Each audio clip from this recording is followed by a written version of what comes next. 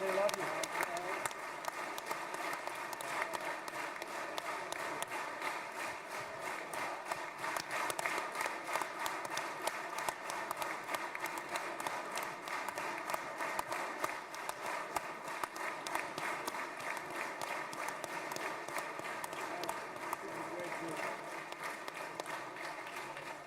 נא לשבת.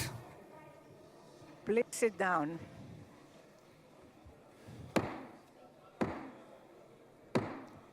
חברות וחברי הכנסת, היום יום שני, כ"א בתשרי התשפ"ו, 13 באוקטובר 2025, ואני מתכבד לפתוח את הישיבה המיוחדת של הכנסת לכבוד נשיא ארצות הברית של אמריקה, מר דונלד ג'יי טראמפ. Of the United States, Mr. Donald J. Trump.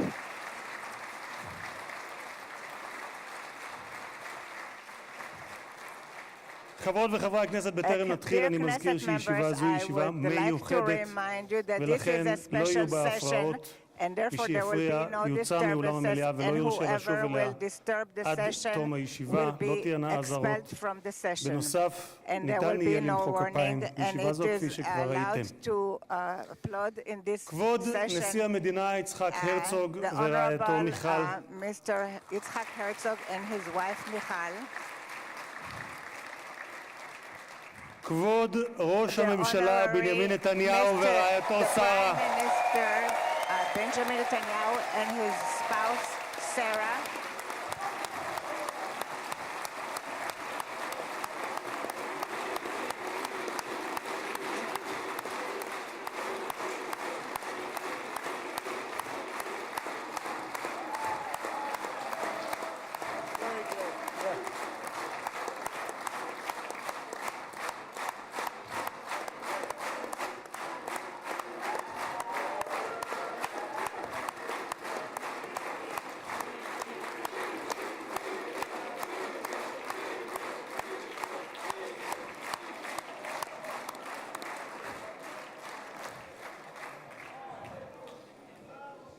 ראש האופוזיציה יאיר לפיד ורעייתו ליהי, Mr. Lapid and his wife Lihi, שרים וחברי הכנסת, ministers and Knesset members. special recognition to Minister Ron Dermer, who led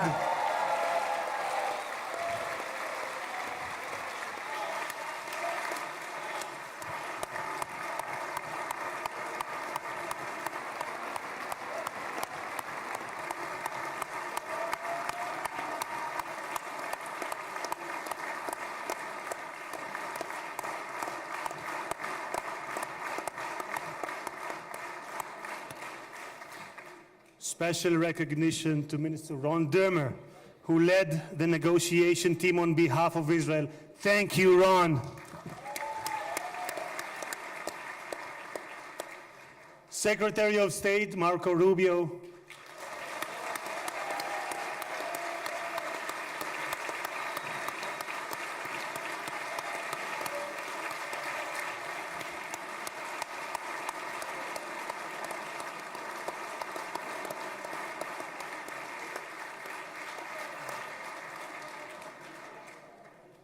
Secretary of War Pete Hegseth,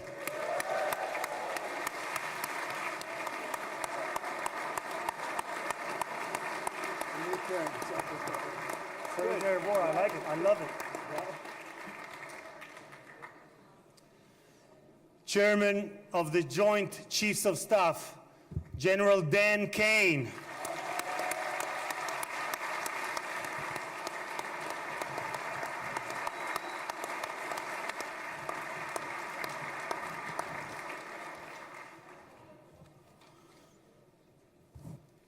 two key players, President Trump's special envoy Steve Witkoff, who is here with his partner Lauren,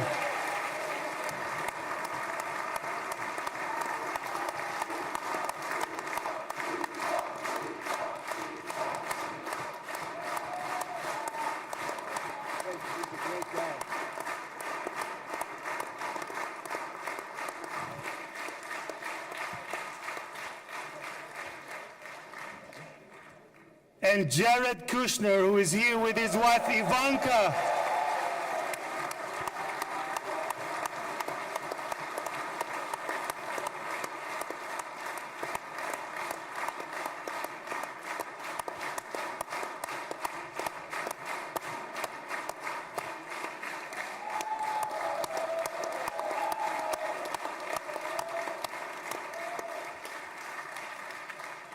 Thank you guys for everything that you have done to bring about this day. Ambassador of the United States to Israel, my dear friend and my absolute favorite rock star, Mike Huckabee. Do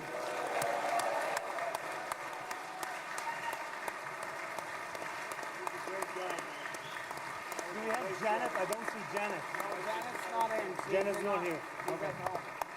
Okay. שגריר ישראל בארצות הברית, יחיאל לייטר.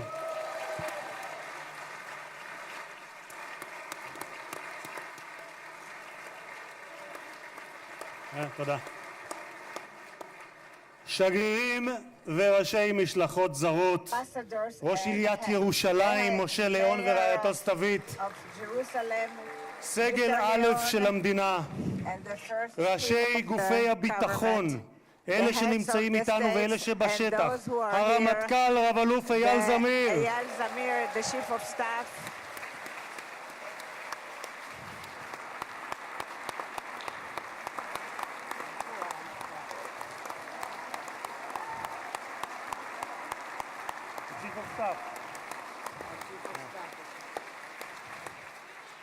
המפכ"ל רב ניצב דניאל לוי, the head of the police, Daniel Levy.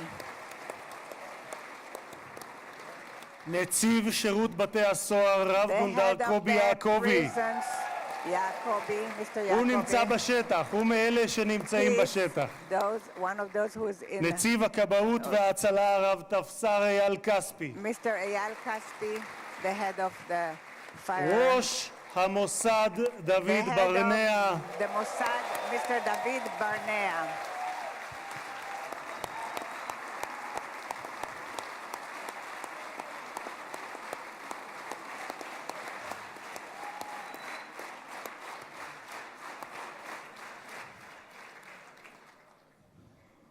ראש שירות הביטחון הכללי, האלוף במילואים דוד זיני, בהצלחה. General Zini, the head of the General Security.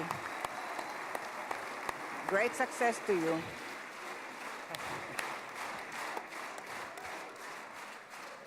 ראש מנהלת החטופים גל הירש. Mr. Gal Hirsch, the head of the headquarters for the abductees.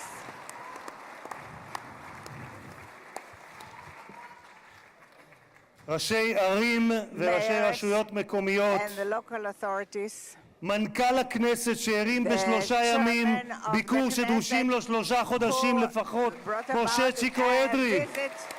In 3 days, which usually takes 3 months, Mr. Itzik Edry. מזכיר הכנסת עורך הדין דן מרזוק,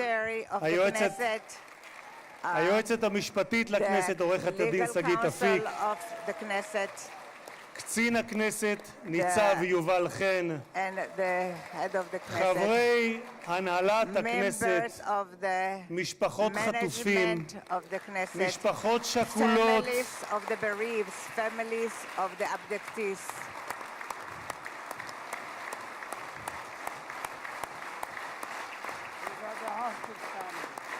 And the bereaved families also.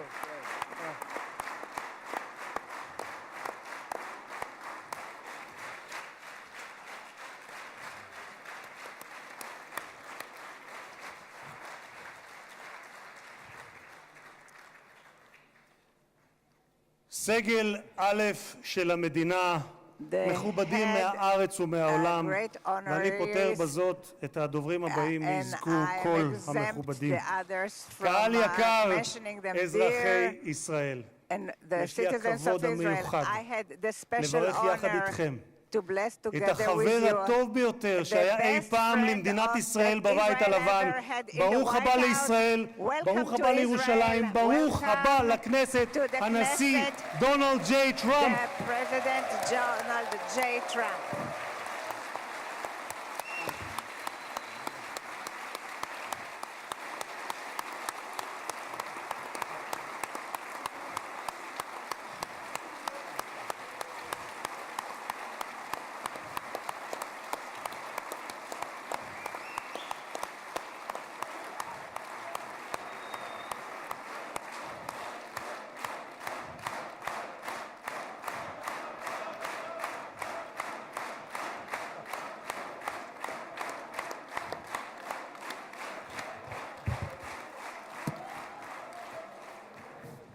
אדוני הנשיא, Mr. President, אני מבקש להודות לך I would like to על thank שהענקת you לכנסת את that הזכות you והכבוד granted the להיות Knesset הפרלמנט the הראשון honor מחוץ לארצות that הברית it is the שאתה first מבקר בו parliament בכהונתך that you הנוכחית. are visiting in your במסורת present היהודית term. נהוג לברך In ברגעים the ייחודיים Jewish שכאלה. tradition, we are ברוך used to שנתן bless מכבודו you, לבשר the ודם. one תודה who לך, gives הנשיא us the טראמפ. honor. Thank you very much, Mr. President, President Trump.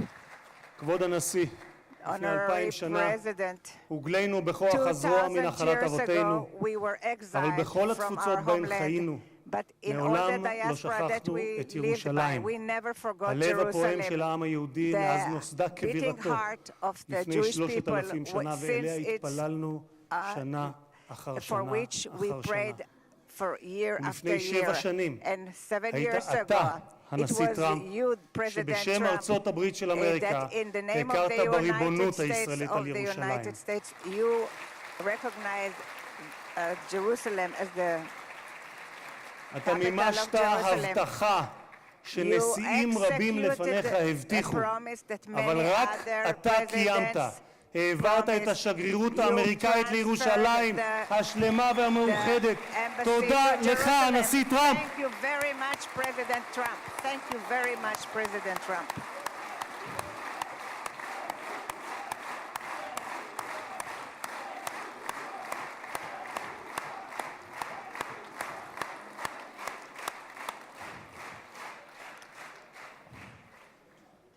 משחר הקמתה In the נאלצה dawn מדינת of its ישראל להילחם, establishment, אך תמיד הושיטה את Israel ידה was לשלום. forced to לפני fight, 5 but שנים it always extended הובלת its יחד hand עם to ראש peace. הממשלה נתניהו 7 years את ago, הסכמי you אברהם. led the Abraham זכיתי, Accords, כן, מגיע. and I had the privilege זכיתי לכהן בממשלה to שחתמה serve עליהם. in this ולימים הם היו government בעלי that משמעות signed רבה עבורי גם it, ברמה האישית. and it was very משום שלפני meaningful for 2.5 me because 2.5 זכיתי להיות years יושב ראש ago, הכנסת I הראשון was the first המקבל הזמנה head of the רשמית Knesset לבקר that בפרלמנט של was מדינה ערבית, invited וזו הייתה to המדינה speak שבה in a שני הוריי parliament שנמצאים of כאן איתנו נולדו וגדלו, Arab country, מרוקו. and it was in the קירבת- country of Morocco, קירבת where my parents came בין from. ישראל לבין You- 4 מדינות ערביות You made it the בהסכם relationship שבבסיסו closer in שלום accord תמורת that it's שלום. תודה לך, הנשיא for טראמפ. peace. Thank you very much, President Trump.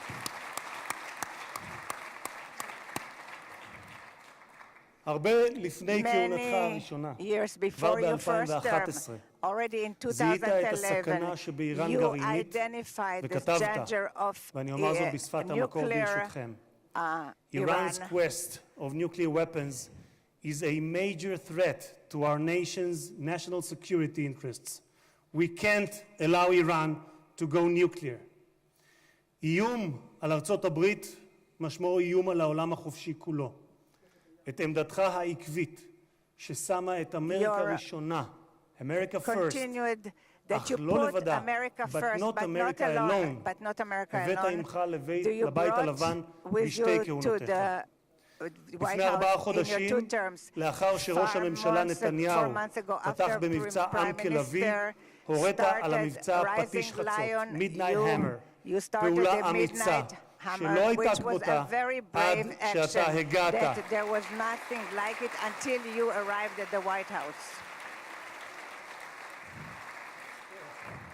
בכך, In אדוני that, הנשיא, Mr. מנעתם President, you שואה prevented גרעינית שאיראן ביקשה להמיט nuclear עלינו holocaust ועל that העולם, Iran wanted to bring מדינה about to the שבפרלמנט world. שלה A country נבחרי in its הציבור זועקים parliament, its מוות elected לאמריקה, officials מוות לישראל. cry death to America והיום and death to אנו יכולים Israel. לומר And today we can למשטר say האייתולות באיראן, to the Ayatollahs לא יהיה ruled in נשק גרעיני. the תודה Iran לך, will הנשיא not טראמפ. have nuclear power.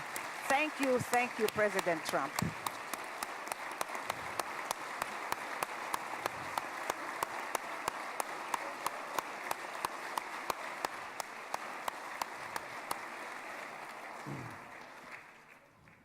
כבוד הנשיא, היום העם Mr. היהודי מציין את President, סיום חג today הסוכות, the ומחר Jewish נציין את people שמחת are תורה. ending the holiday of בשמחת תורה Sukkot, לפני and שנתיים, tomorrow לא it will be שמחנו. Simchat Torah. And היה זה היום 2 הקשה years ago in ביותר Simchat שחוותה Torah, מדינת ישראל it was the משחר most הקמתה difficult day for the והעם state of היהודי Israel מאז since its השואה. establishment and for the Jewish people עשרות פעמים since the הגעתי יחד עם Holocaust. מנהיגים זרים Many למקום times I הטבח. came with עם רבים many מהם ישבתי visitors לצפות to the בתיעוד area of the המצולם של slaughter, הזוועות שאני יודע and שגם I אתה saw the ראית. horrors. שבועות ספורים And לאחר ה-7 few באוקטובר weeks after the ליוויתי את 7th of ג'רד October, I ואיוונקה accompanied שהגיעו לכאן Jared and Ivanka לאזורים that who הקשים came to those ביותר. difficult areas. ראינו את מה We שקיווינו, saw what היינו קיבוץ we כפר were in עזה Kfar ברעים, Aza, וראינו את מה and we שקיווינו saw שלא what יחזור עוד we בתולדות hope that we האנושות. will never see מראות again. של פוגרומים, Horrible ילדים, sights of נשים, pogroms, קשישים, גברים, children, men חיים and שלווים women, שהיו the elderly, ואינם עוד. they are no longer השטן there. לא רק The רצח, Satan not טבח, only אנס murdered ושרף and raped רבים מאחינו ואחיותינו, and many of our הוא גם brothers and חטף אותם, sisters, he מתים also וחיים. מאז abducted the בני ישראל life נלחמו and את the dead. המלחמה הקשה, And since then, הארוכה, this וגם has been the הצודקת longest בתולדותיהם. and the most just הפצע הזה war, this של אחינו wound החטופים בשבי of our נותר brothers פתוח ושותת in דם מאז prison ה-7 באוקטובר, כאשר has כל עם been ישראל when all כאב the את כאב nation of החטופים Israel ובני has been משפחותיהם, in התלויים בין pain תקווה of the לייאוש, families בין חיים of the למוות, abducted עד הבוקר הזה. until this morning. במשך שנתיים, For 2 years, במקום בו יושבים האורחים in the ביציע gallery where שמולנו, the כבוד people, הנשיא, the guests are sitting, השקיפו מעלינו תמונות we had החטופים. photos of הבוקר, the hostages. לקראת האירוע But ההיסטורי this הזה, morning, זכינו להוריד towards את this התמונות עם historical day, חזרתם של we החטופים were able to למשפחותיהם. remove אני the אעשה משהו photos, ספונטני, and I אדוני will הנשיא. do את something סיכת החטופים spontaneous, הזאת, and I will מצבעי כחול remove לבן, קיבלתי the pin מצביקה מור, אבא של that I איתן מור. received from אני Tzvika מתכבד Mor. להוריד אותה, כי I לפני am רגע removing דיברתי it עם because a צביקה, minute ago איתן I כבר spoke בידיהם, to Tzvika והם Mor, חוגגים את brother, האיחוד and הזה. they are תודה celebrating לך, this הנשיא unification. טראמפ. Thank you so much, President Trump. Thank you so much, President Trump.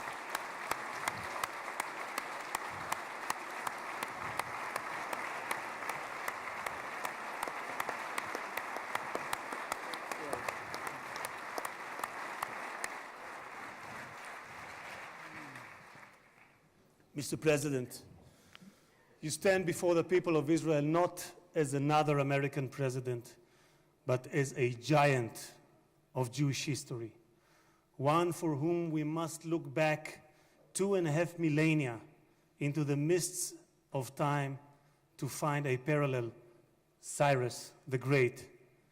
You, President Donald J. Trump, are a colossus who will be enshrined in the pantheon of history. Thousands of years from now, Mr. President, the Jewish people will remember you. We are a nation that remembers. Far from being a local struggle, what we are witnessing is a global struggle, a global battle between the forces of extremism, radicalism, and fundamentalism, and those of freedom, liberty, and democracy. What the world needs now is not appeasers who feed the crocodile in the hope that they will be eaten last, like the kind we have seen recently at the UN General Assembly. And by the way, President Trump, your team has checked the teleprompters. It is working beautifully. What the world needs now are more leaders who are brave, resolute, strong, and bold. The world needs more Trumps.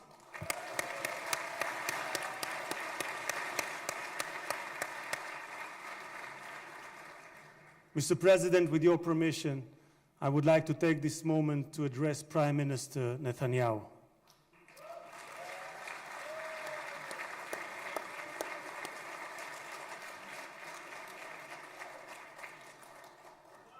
ראש הממשלה, תודה. ראש הממשלה, עמדת בכל שנות כהונתך, אבל בפרט בשנתיים האחרונות, מול לחצים אדירים. סטיב great וויטקוף, pressures. שליחו המיוחד של הנשיא Steve טראמפ, Witkoff, שלחם the יחד special איתך envoy that בשוחות fought על along החזרת with you החטופים, to return אמר the עליך, hostages, said about you, העבודה הקשה באמת the most הייתה difficult של work ראש was הממשלה. that of the הוא prime זה שהיה minister. צריך It לקבל was the החלטות prime קשות, minister who עד had to כמה להיות take קשוחים מול hard חמאס decisions, ומתי how לגלות much גמישות. we have to be היו רגעים hard towards שחשבתי, Hamas כך אומר and when we וויטקוף, have שעליכם to להתגמש be יותר. more אבל האמת היא moderate. שכעת, But the במבט truth לאחור, now that אני looking חושב backwards, שלא היינו מגיעים לנקודה הזו we wouldn't אם have ראש reached this הממשלה point נתניהו if לא the היה פועל Prime Minister כפי שפעל. Netanyahu wouldn't have acted the way he acted.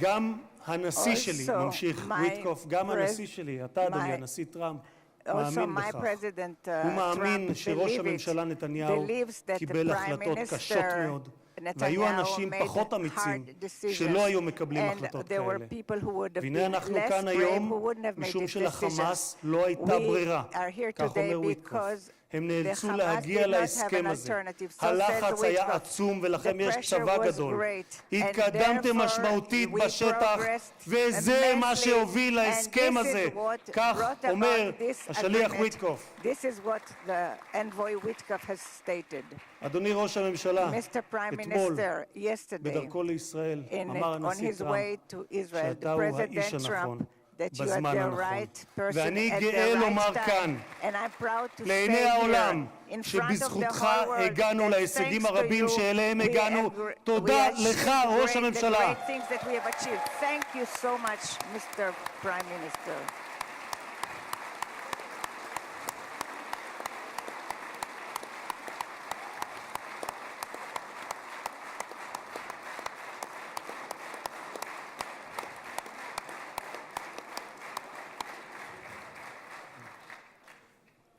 ביום הזה This day, today, נודה מלב האומה and we will thank וממעמקי from the הנפש הלאומית depth of לחיילי our heart צה"ל to האמיצים, the brave soldiers of the IDF, of the Israeli Defense Forces,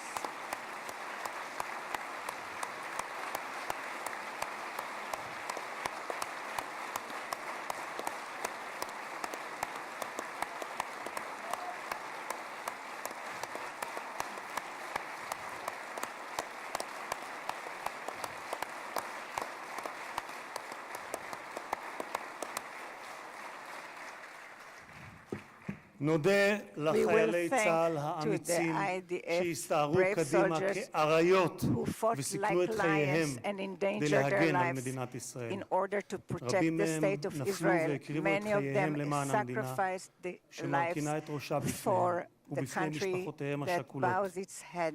דמם לא Their נשפך blood לשווא, was not- כי בגבורתם ובהקרבתם die in הם vain, הביאו לרגע because with their הנשגב הזה, heroism they ושמותיהם brought this ייוותרו state, חקוקים לעד and their names בלב will האומה. be inscribed forever in the hearts of the nation. President Trump, President, you are the president of peace. There was not a single person on this planet who did more than you to advance peace. No one even came close. Your election to the presidency marked a turning point, not only for the United States, but for the entire world. Through your strength of character and unwavering resolve, you brought an end to bloody conflicts in no fewer than 8 regions across the globe. In less than 9 months, you became one of the most consequential presidents in history. You saved countless lives that would have been lost without your leadership. And as our sages teach, whoever saves one life, it is as though he has saved an entire world. You have proven that true peace is achieved through strength, and that only those who are prepared to use force in the present can prevent the need to use it in the future.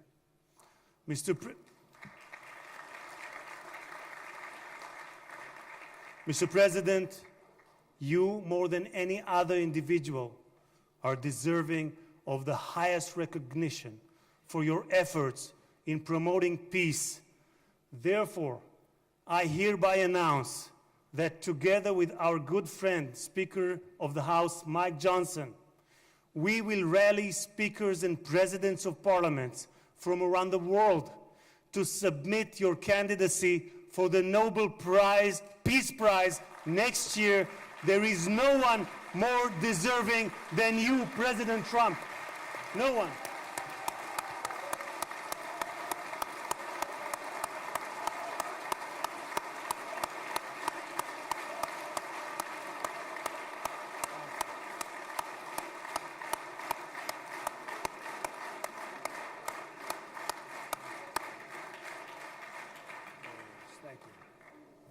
אדוני הנשיא, אנחנו ניצבים בפני ההיסטוריה ברגע נשגב שיחקק לדורות.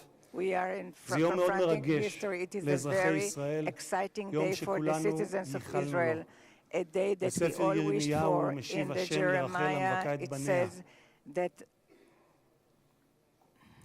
מנעי קולך מבכי ועינייך מדמעה, כי יש שכר לפעולתך, נאום אדוני, ושבו מארץ אויב, ויש תקווה לאחריתך, נאום אדוני, ושבו בנים לגבולם.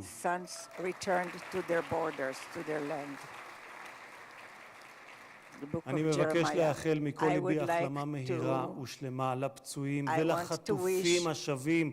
כמה טוב שבאתם הביתה. How happy we are and how good it is that you are back home.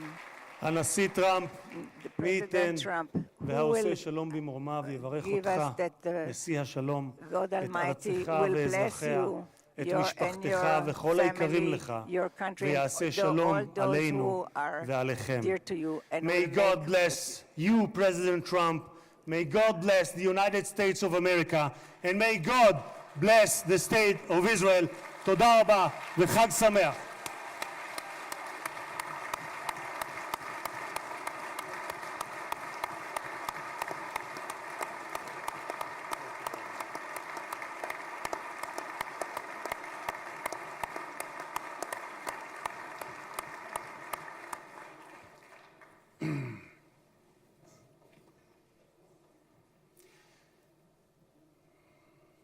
אני מתכבד להזמין כעת את ראש הממשלה, חבר הכנסת בנימין נתניהו, לשאת דברים. Benjamin Netanyahu, the Prime Minister, to say a few words.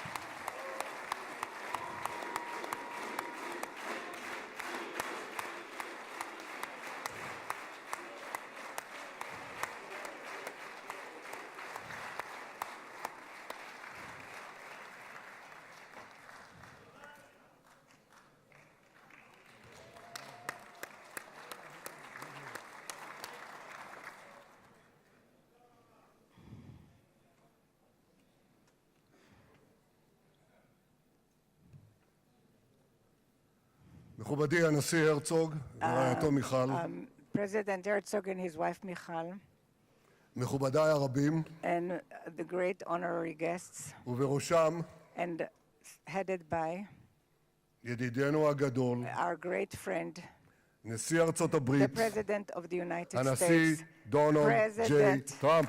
Donald J. Trump.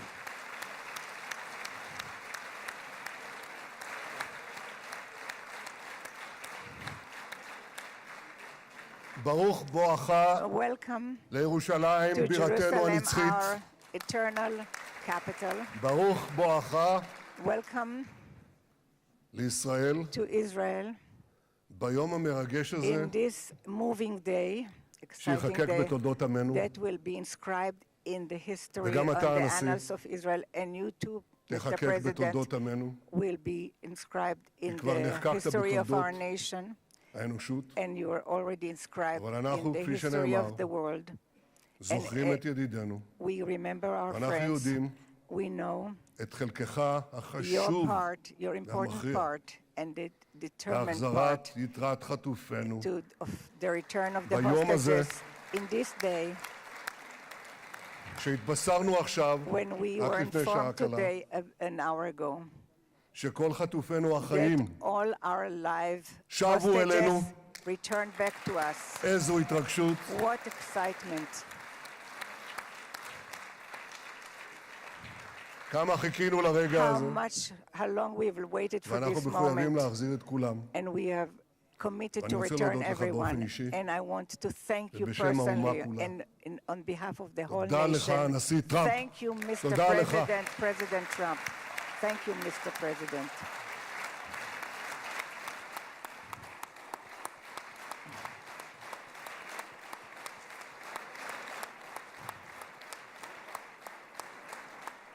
Now, I know that the teleprompters are working well, though I'm not using them. But I'm not sure about the translation.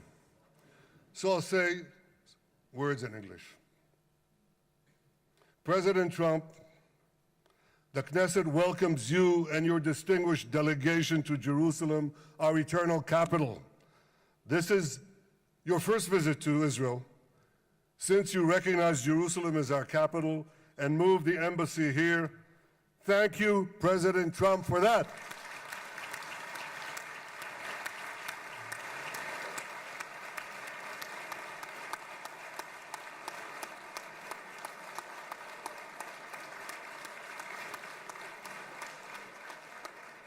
There are many other reasons to thank you since your last visit here. Thank you for recognizing Israeli sovereignty over the Golan Heights.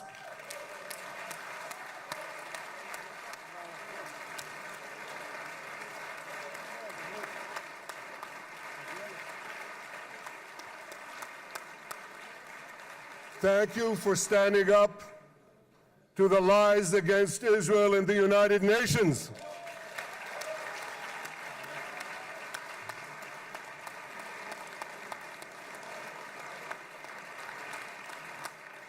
Thank you for recognizing in your 2020 peace plan our rights in Judea and Samaria, the ancestral homeland of the Jewish people.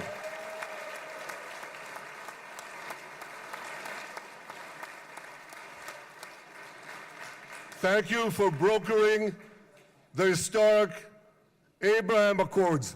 Abraham, Eskamei Avraham.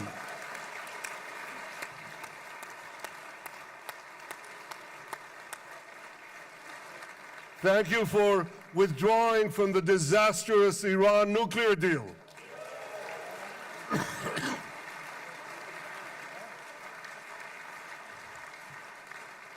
Thank you for supporting Operation Rising Lion and for your bold decision to launch Operation Midnight Hammer. Boy, is that, you got to hear this.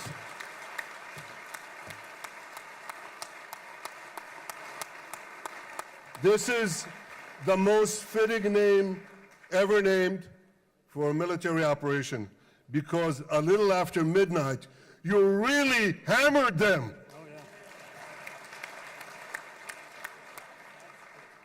My friends, this is only a partial list, but it's enough to affirm what I've said time and again. Donald Trump is the greatest friend that the state of Israel has ever had in the White House.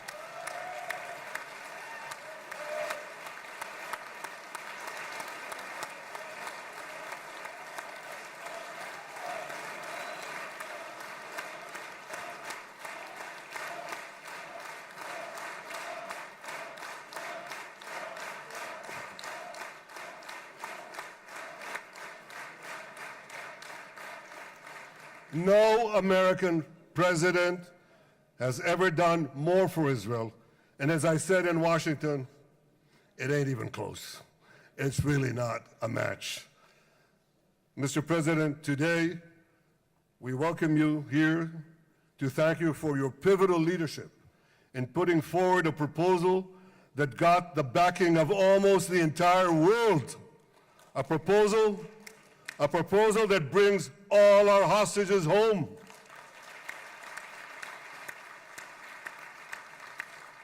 A proposal that ends the war by achieving all our objectives. A proposal that opens the door to an historic expansion of peace in our region and beyond our region. Mr. President, you are committed to this peace. I am committed to this peace, and together, Mr. President, we will achieve this peace. We've done it before. We've done it before in the Abraham Accords, and we'll do it again. Mr. President, today the Jewish calendar marks the end of 2 years of war. That war began on October 7th, on the Jewish festival of Simchat Torah.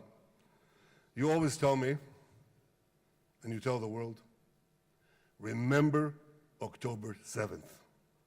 Mr. President, we remember.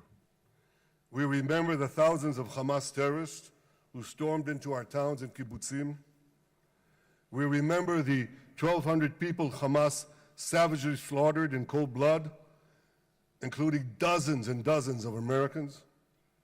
We remember entire families burnt alive as they embraced each other. We remember the beautiful young Israelis brutally gunned down at the Nova Music Festival. We remember the hundreds of our citizens who were dragged into the dungeons of Gaza, including 12 Americans, men and women, young and old, babies and elderly Holocaust survivors. My friends, Mr. President, Donald, these monsters take babies as hostages. In response to this barbaric attack on October 7th, Israel did what it had to do. With indomitable courage, we set out to defend our people, to defeat our enemies, and to release our hostages. Our heroic soldiers fought like lions. They fought on the front lines of civilization and barbarism. Israel achieved amazing victories over Hamas and the entire Iran terror axis. Sinwar, Def, Hania, Nasrallah, Assad, they're all gone.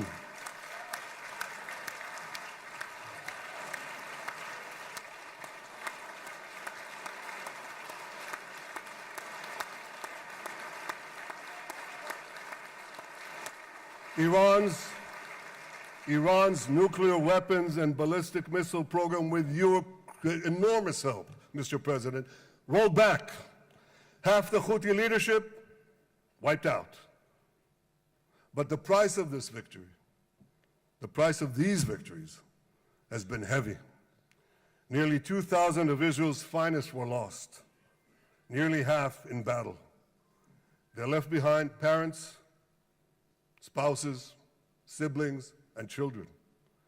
Their love and laughter, their promise and potential were lost forever. To the families of our fallen fighters, many of them are here, I say, I know the depth of your pain. I know the inconsolable grief that will accompany you for the rest of your lives. The state of Israel bows its head in eternal gratitude to our fallen heroes. Because of these heroes, our nation will survive. Because of these heroes, our nations will thrive. And because of these heroes, our nation will have peace. Mr. President, thousands of our brave soldiers were also wounded, suffering terrible blows to body and soul. Brave soldiers like Ari Spitz. Ari is an American. Ari is an American Israeli who was injured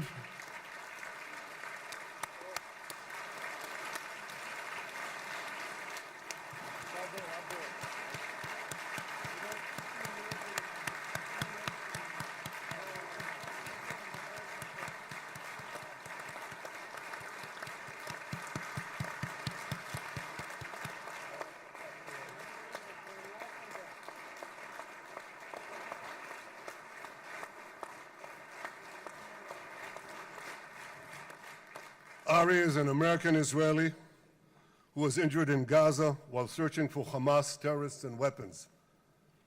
2 of Ari's comrades were killed in this action, and 10 were injured. Ari was presumed dead, but made a miraculous recovery despite losing 3 limbs. Ari, stand up for a minute alone. Stand up. There you go. There. Ari, you are the spirit of Joshua. You are the spirit of David. You are the spirit of the Maccabees. You are the spirit of Israel. I salute you. We all salute you.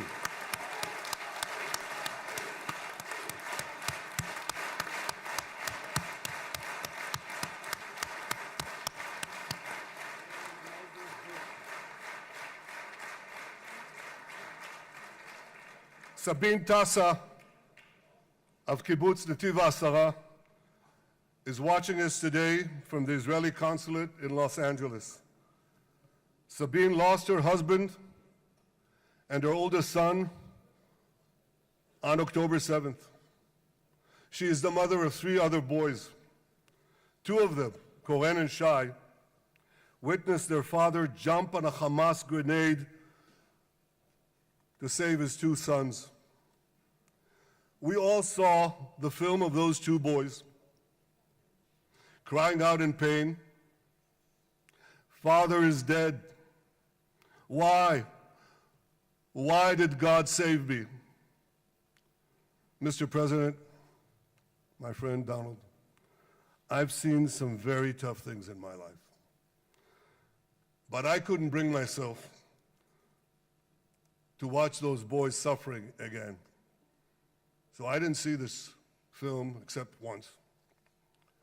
Yet Sabine, their mother, has had the strength and fortitude to show this film across the world. And my wife Sarah and I asked her, "Sabine, how do you do it? Why do you do it?" And she answered, "I do it to show the entire world the monsters Israel is fighting and the justice of our cause." This is what she's doing once again in Los Angeles. Sabine, you can hear me now, so I want to tell you on behalf of all of us, you embody the spirit of our biblical heroines, Deborah, Ruth, and Esther. You too are the spirit of Israel, and we all salute you.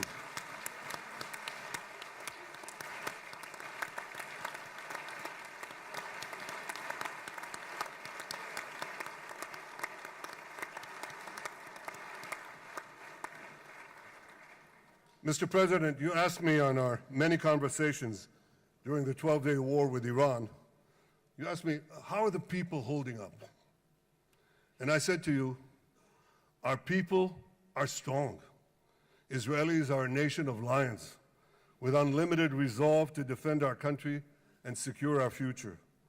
The people give strength to our soldiers, and the people give strength to me and to my colleagues.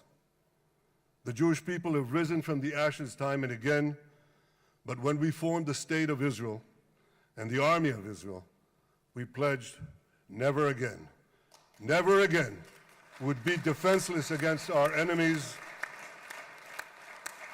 And that resolute strength not only assures our survival, it assures our future, it assures peace. We have paid a high price for this war, but our enemies now understand just how powerful and just how determined Israel is. They understand that attacking Israel on October 7th was a catastrophic mistake. They understand that Israel is strong and that Israel is here to stay. And this, Mr. President, is the indispensable foundation of peace. Peace through strength. Ladies and gentlemen, this is a momentous day, a day of great joy as the remaining hostages come home. My wife Sarah and I have met with the hostage families many times. There were no words to describe their agony, only tears of bottomless sorrow and unimaginable pain. At the beginning of the war, I promised to bring all the hostages home. Today, with the indispensable help, the determined and focused help, the unremitting help of President Trump and his team, and with the incredible sacrifice and courage of the soldiers of Israel, we are fulfilling that promise.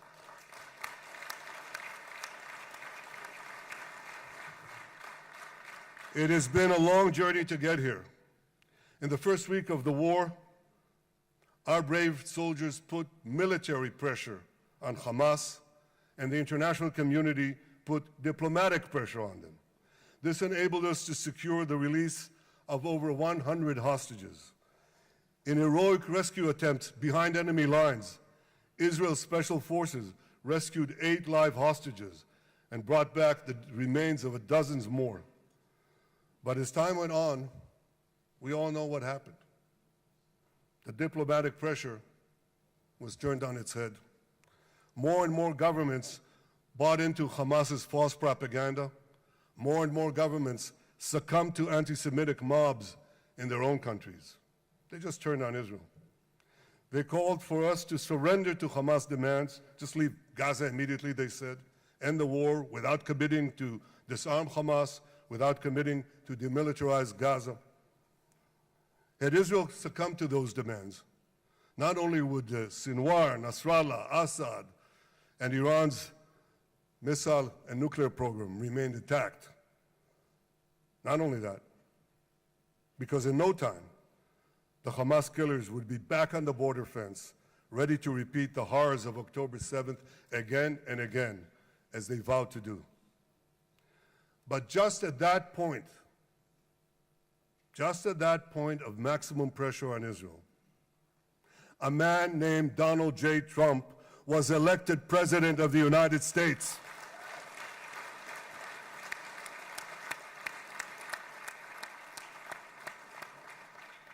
And ladies and gentlemen, overnight, everything changed. Everything. We felt it right here. Mr. President, thanks to your unequivocal backing of Israel, we secured a second hostage deal within weeks of your election. And in the months that followed, we worked closely together to forge a path to bring the remaining hostages home and end the war. End the war in a way that ensures the disarming of Hamas, the demilitarization of Gaza, and that Gaza would never again pose a threat to Israel. 2 months ago, you fully backed my decision to send the IDF into the last Hamas stronghold in Gaza City. You shared my view that this military pressure would help free the hostages. And despite all the criticism, all the naysayers, we were right. Hamas caved in. And 2 weeks ago, you succeeded in doing something miraculous. You succeeded in doing something that no one believed was possible. You brought most of the Arab world, you brought most of the world behind your proposal to free the hostages and end the war. I want to thank Steve Witkoff, Jared Kushner, and Ron Dermer for their great contribution to this effort.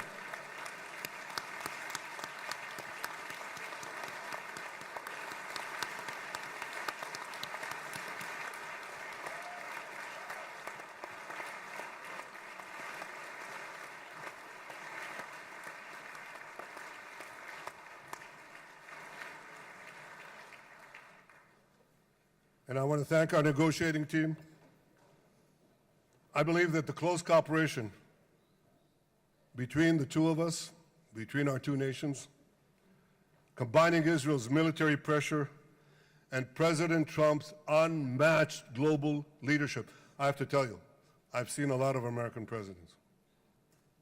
I've seen them all in the time that I've been here, and I've been here quite a lot of time. I've never seen anyone move the world so quickly, so decisively, so resolutely as our friend President Donald J. Trump.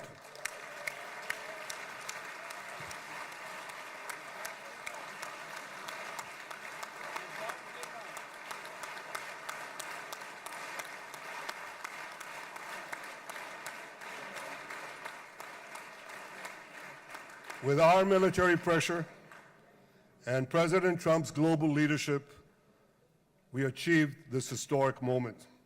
It's a moment of indescribable joy as our nation embraces our sons who are coming home. Mr. President, this week, Jews around the world are going to read the book of Ecclesiastes, Kohelet, in the Bible. The Bible has many miraculous moments. One of them was your decision to bomb Fordo. I think it was a pivot of history because it wasn't meant only to bomb Fordo. That action and your previous action of taking out Qasem Soleimani, the architect of death, I think that changed the balance of power in the world. You brought America back again to the driver's seat.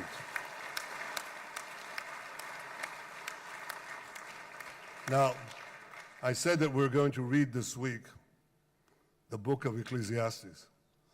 It's not a book of action. It's a book of meditations, of thought, a perspective on life and on death. And in this book, we read the immortal words of King Solomon. To everything there is a season, and a time for every matter under heaven. Et milchama ve'et shalom. A time for peace and a time for war. The last 2 years have been a time of war. The coming years will hopefully be a time for peace.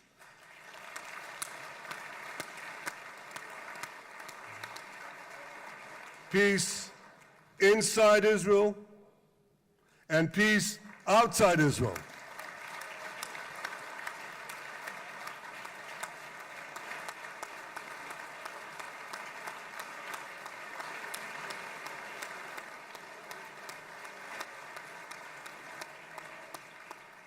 I look forward to continuing marching with you on the path we paved together with the Abraham Accords. Under your leadership, we can forge new peace treaties with Arab countries in the region and Muslim countries beyond the region. Abraham's children will work together to build a better future, a future that will unite civilization against barbarism, light against darkness, and hope against despair. And my friends, I believe that with President Trump's leadership, this will happen a lot faster than people think.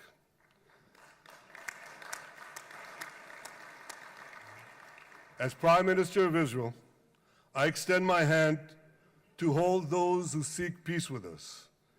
No one wants peace more than the people of Israel. Israel will always remain vigilant in defending itself, and Israel will always remain full of hope. Hope is our national anthem. Hope is our creed. Hope is our strength. It is time, my friends, to realize that hope and expand the circle of peace. Mr. President, thank you for all you have done for us. I have submitted your nomination to be the first non-Israeli recipient of the Israel Prize, Israel's highest award. As to that other prize, just a question of time, you'll get it. but I want you to get the Israel Prize, our highest award, to our greatest friend.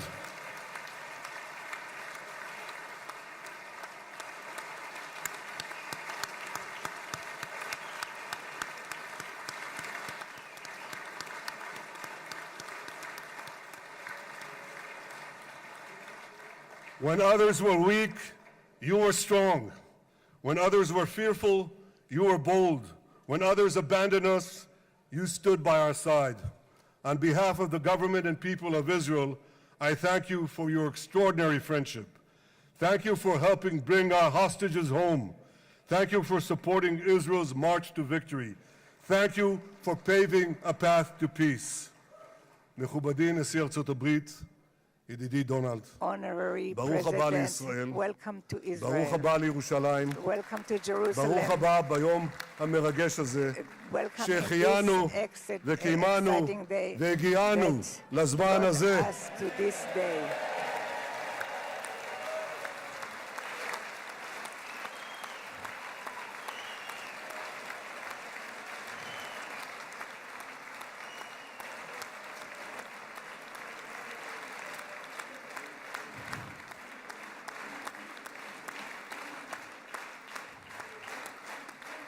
May God bless you and your family, Mr. President.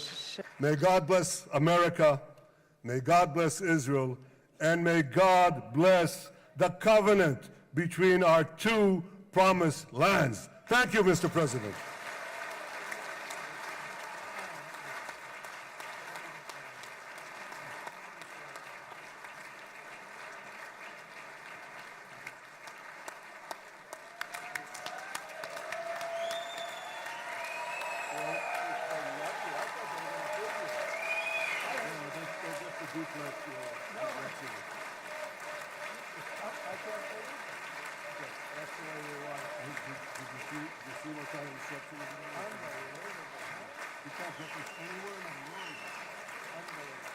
But you'll get it in the morning. Thank you.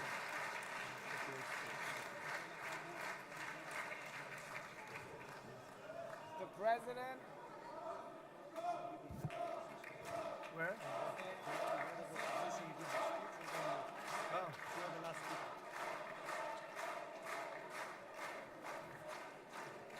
Come on up, opposition. Come on, opposition. Yeah, okay.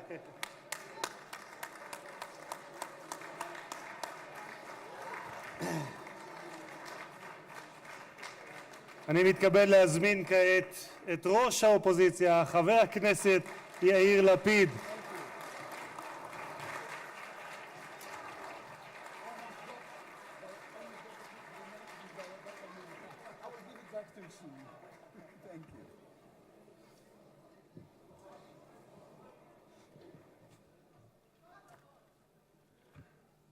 Mr. Speaker, members of Knesset, ministers, President Herzog, Prime Minister Netanyahu, distinguished guests, Your Excellency, President Trump. For 2 years, we waited for this moment. 2 years of sleepless nights, 2 years without air in our lungs. Our eyes are filled with tears today, our hearts are filled with gratitude, our children are coming home.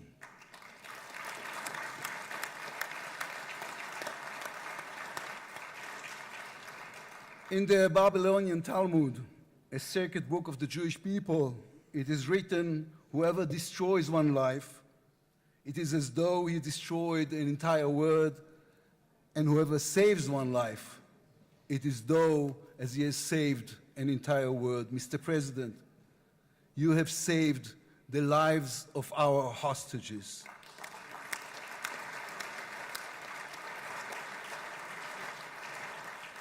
But you saved so much more. You have saved the souls of the bereaved whose loved ones now will be brought home for burial. You have saved thousands of soldiers who will now not fall in battle. And you have saved millions from the horrors of war. You have saved more than one life, and each life is an entire world. This is a historic moment and a reminder that history is shaped by people. It is shaped by those who know the past but have the vision to change the future. When you were elected, you declared that you would be the president of peace. You have kept your word.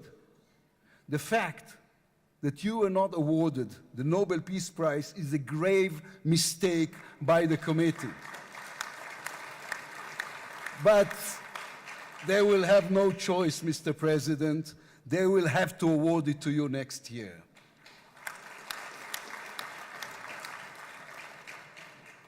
Peace will not come by waiting. It will come by building, by reaching out, and by daring once again to believe. You, Mr. President, have done the unimaginable. We will be eternally grateful. But we also need to take responsibility. The destiny of Israel will always be written by the people of Israel. We must now prove ourselves worthy of what has been achieved. From its founding, Israel has said to the world that our strength, our power, rest upon our values. Israel is the strongest country in the Middle East because we are the only democracy in the Middle East. Because we believe in the principles laid in our Declaration of Independence, which says Israel will ensure complete equality of social and political rights to all its inhabitants, irrespective of religion, race, or sex. It will guarantee freedom of religion, conscience, language, education, and culture. It will safeguard the holy places for all religions. Those are our values. That is who we are as people, as a country. Our neighbors must understand one more thing about us. We are not going anywhere. The Middle East is our home. We are here to stay. Our story did not end in the Bible. It began there. It continues in our laboratories and universities, in our innovation hubs. Hamas, Hezbollah, Iran, and the Houthis, they all read the wrong intelligence reports. The real intelligence report on Israel's intentions is found in the book of Genesis.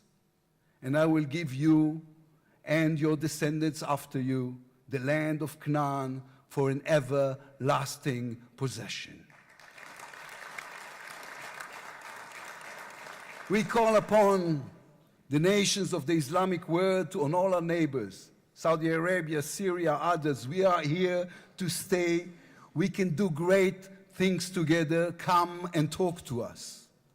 Mr. President, you are the one who can make it happen as you did with the historic Abraham Accords. Then too, no one believed it was possible. Then too, you imposed your vision on everyone. While others spoke of difficulties, you created opportunity. You can be the one to bring the next wave of peace. The people of Israel support this. They want this. We are ready. And you can later today in Egypt with your unbelievably talented team, my friends Steve Witkoff, Jared Kushner, Marco Rubio, Pete Hegseth, forge a regional alliance that will change not only the Middle East, but the entire world. After 2 years of war, the peoples of this region should look around and ask themselves, whose situation is better? Those who chose the path of peace or those who chose the path of war? Those who invested in their people, in the education of their children, in science and education and technology, or those who invested in hate and in violence? From here I say to all those who demonstrated against Israel these past 2 years, on the streets of London and Rome, in Paris and in Columbia University. I do not represent the government. As you know, I am the leader of the opposition. And I tell you, then, you were deceived. You were deceived. Propaganda experts, funded by terror money, manipulated you. Now that the war has stopped, you have time and a chance to go and learn the facts. The truth is, there was no genocide, no intentional starvation.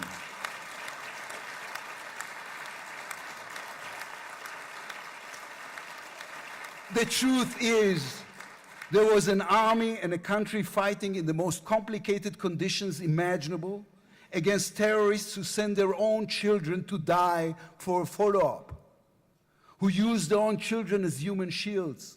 The truth is that a democratic state was attacked by a fanatical terrorist organization. 1,200 people were killed in one day, women were raped, babies were burned alive.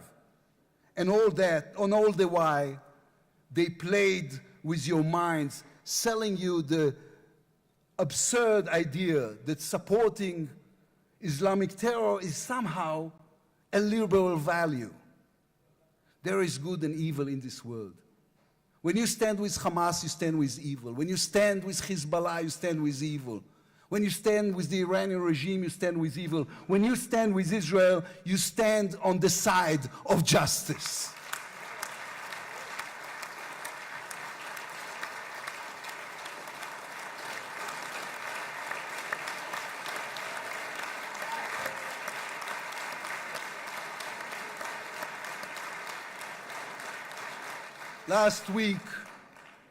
Last week I attended the 7th October memorial ceremony. An inspirational woman called Galit Dan spoke on stage. Galit had a daughter, Noya, a 13-year-old girl who was autistic like my daughter. And Noya was full of light. She loved Harry Potter. On that dark day, Noya was sleeping at her grandmother's, Carmela's house in Kibbutz Nir Oz. Carmela was 80 years old. Their bodies, grandmother and granddaughter, were found embraced. They were murdered together. On stage at the ceremony, Galit said a sentence that moved us all. We don't want revenge, she said. We want redemption. Today, the redemption begins. Israel has endured 2 terrible years on the battlefield and in the international arena. But in those 2 years, we also rediscovered our own greatness. We remember how good we can be, our pilots who took control of the skies over Iran, our industries leading the world in technology, our civil society, which reached out to help every victim of the war. We will move forward toward a different future. Our heroic soldiers who saved us all will fold away their uniforms and rise as teachers and engineers, scientists and innovators, investors and small business owners. We will never be able to repay the debt to those who sacrificed everything these past years, to those who, as President Lincoln said, gave the last full measure of devotion. We can only be worthy of them, worthy of their sacrifice. Mr. President, allow me to speak also to the businessman in you, the deal maker who understands value. If there were one stock in the world I would invest in today, it is the State of Israel. If there were one nation that deserves unrestricted access to GPU chips, to AI and SMR technologies, to American markets, it is the State of Israel. Israel's future is intertwined with our eternal alliance, our strategic and moral covenant with our greatest friends, the United States of America. This war is over. We will always need to stay vigilant, to guard against those who seek our destruction. But the state of Israel is about to reinvent itself. The challenges ahead demand not only strength, but a new vision. It's time to take a new path, to be a nation that is advanced and thriving and peace-seeking. We have waited for this moment, for the end of the war, for the return of the hostages, for the chance to rechannel our grief and loss into the energy needed to rebuild our nation. Thanks to you, Mr. President. Thanks to our soldiers, our lions. Thanks to the millions of great Israeli patriots who filled the streets and the square and never, not for one moment, gave up on the hostages. Thanks to all of them, the strength within us can now rise, succeed, and build for our future and for our children. Thank you very much. God bless the United States of America. Am Israel Chai.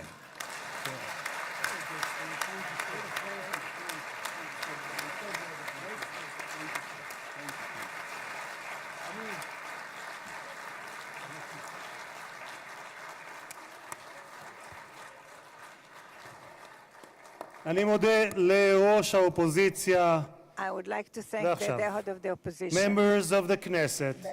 It is now my distinct honor to invite the President of the United States of America, His Excellency Donald J. Trump, to address the Knesset.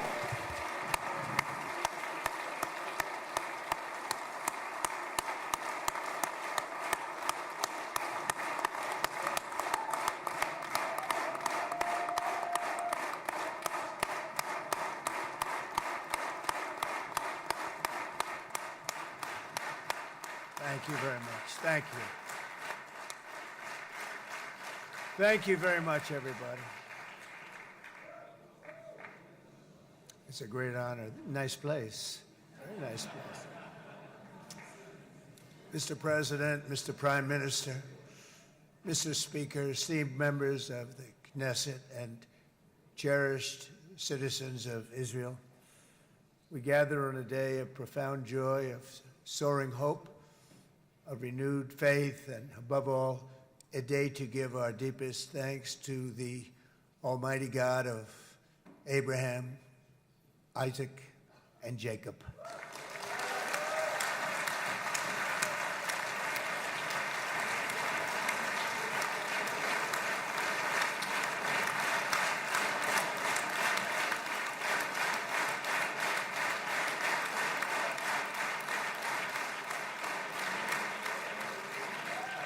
After 2 harrowing years in darkness and captivity, 20 courageous hostages are returning to the glorious embrace of their families, and it is glorious. 28 more precious loved ones are coming home at last to rest in this sacred soil for all of time.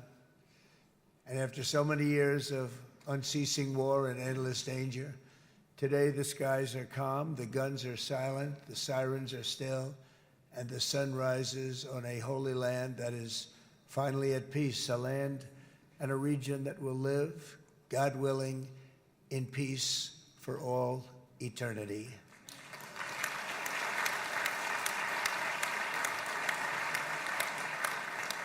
This is not only the end of a war, this is the end of an age of terror and death, and the beginning of the age of faith and hope and of God. It's the start of a grand concord and lasting harmony for Israel and all the nations of what will soon be a truly magnificent region. I believe that so strongly. This is the historic dawn of a new Middle East. I want to express my gratitude to a man of exceptional courage and patriotism, whose partnership did so much to make this momentous day possible. You know who I'm talking about. There's only one, Prime Minister Benjamin Netanyahu. Bibi, please stand up.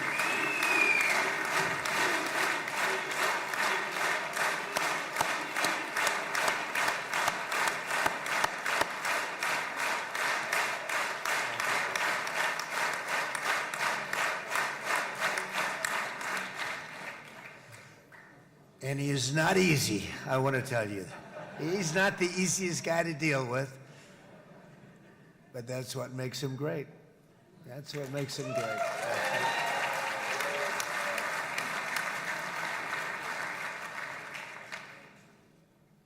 Thank you very much, baby. Great job.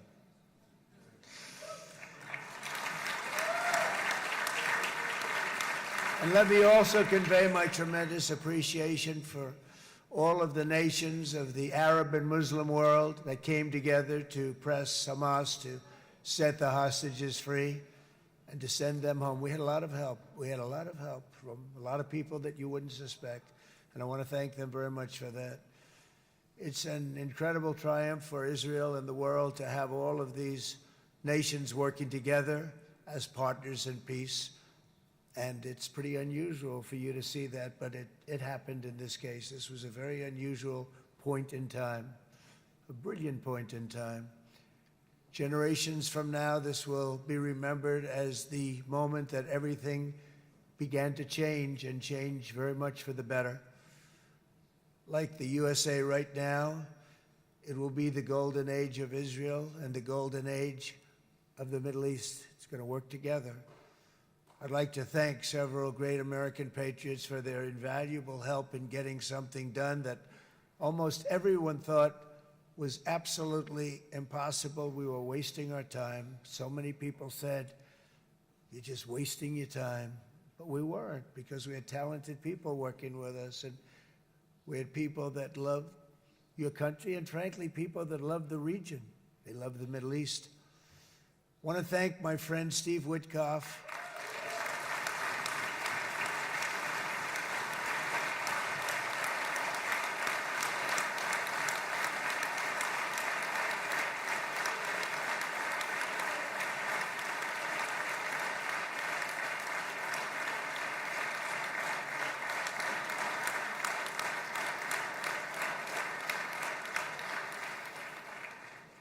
You know, Steve was chosen by me. He never did this before, but I knew him as a few things. He was a great businessman, but I know a lot of great businessmen, to be honest with you. He had tremendous negotiating skills, but I know a lot of people that negotiate pretty well, although it is an art. But there are people that can negotiate pretty well. But most importantly with Steve, he's just a great guy. Everybody loved him. Everybody. I mean, I know some negotiators that are so good, but you wouldn't have had peace in the Middle East. You would be in World War III right now with some of these guys. Everybody loves Steve, and they respect him, and they somehow can relate to him. I've known him for many years, and I've seen it over and over again. להוציא את חבר הכנסת עודה, להוציא אותו מהאולם, להוציא אותו מיד, החוצה, החוצה. Please expel this Knesset member. Please expel this Knesset member. להוציא גם את חבר הכנסת כסיף. להוציא את חבר הכנסת כסיף מהאולם. Expel Knesset member Kasif out of the hall. Please expel him immediately.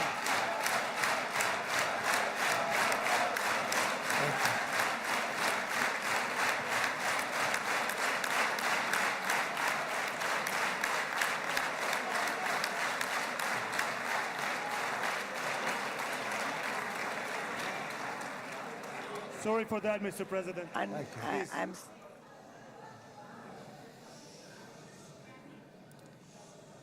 That was very efficient.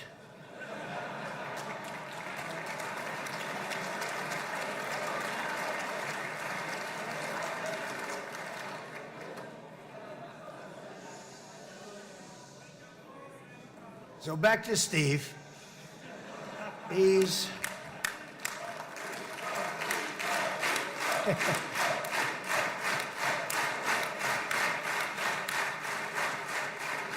But I tell one story because he was so involved, and then we called in Jared. We need that brain on occasion. We got to get Jared in here. We got to get a certain group of people. But Steve started this all by himself. I call him Henry Kissinger, who doesn't leak, okay? Henry is a big leaker. He leaked Steve doesn't leak. Steve just wants to get the job done. He wants to do what's right. But I'll give you just a quick story because, as you know, he's working on the war with Russia and Ukraine, a war that would have never happened if I were president. A shame. 7,000 young soldiers a week are being killed. More than that this last week. It's a shame. Should have never happened. But it did happen, and we won the race, and I took over this horrible war that's been raging, and I thought it would be easily settled. I thought it was a hell of a lot easier than doing what we just did very successfully with Israel and a lot of other people. But this came first, and we'll get that one. But I set up a meeting for him to meet with President Putin, thinking it would be a 15 or a 20-minute meeting. Steve had no idea about Russia, had no idea about Putin too much, didn't know too much about politics, wasn't that interested. He was really good at real estate, but he had that quality that I was looking for, and I didn't see it around in too many ways. And I set up the meeting with Putin, and I called. I said, is Steve finished yet? That was about a half an hour into the meeting. No, sir, he's not. He's still inside. This is in Moscow. I said, well, how's he doing? I don't know, sir. He's still inside. I called up an hour later. Let me speak to Steve. Sir, he's still with Putin. He's with President Putin. I said, wow, that's a long meeting, 1 hour. I called up an hour later. He was still with Putin. 3 hours later, he was still with Putin. 4 hours later, he started to get the word that he was going to be coming out soon. And in 5 hours, he came out. I said, what the hell were you talking about for 5 hours? And he says, just a lot of interesting things. We're talking about a lot of interesting things, including what he went in there for, but you can't talk about it for 5. You can talk about it for a certain period of time, and you know what you're getting. But that's a talent. That's a talent, where you can do that. Most people I'd send in, number one, they wouldn't be accepted. Number two, if they were, the meeting would last 5 minutes, and that's what happens with Steve. Everybody loves him. They love him on this side, they love him on the other side, and he really is. He's a great negotiator because he's a great guy. So thank you very much, Steve, very much.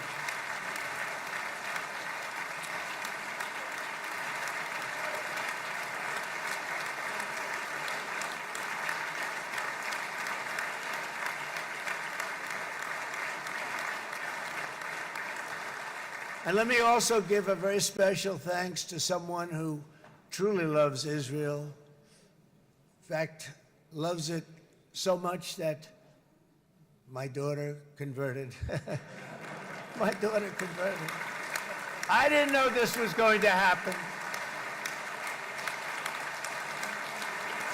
And Ivanka's here.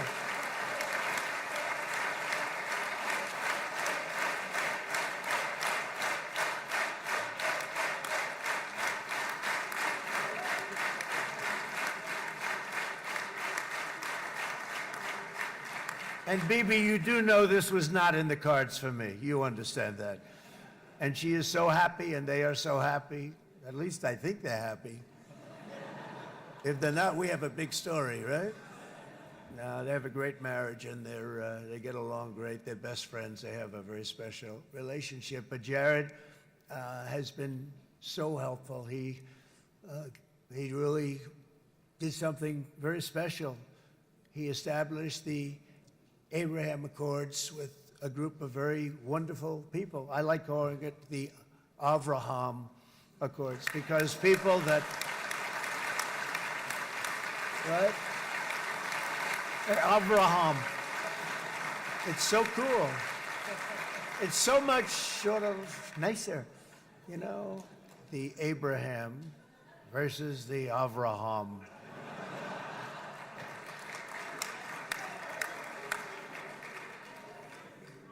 I just don't want to sound too sanctimonious when I do it, so, you know, I sort of split it up.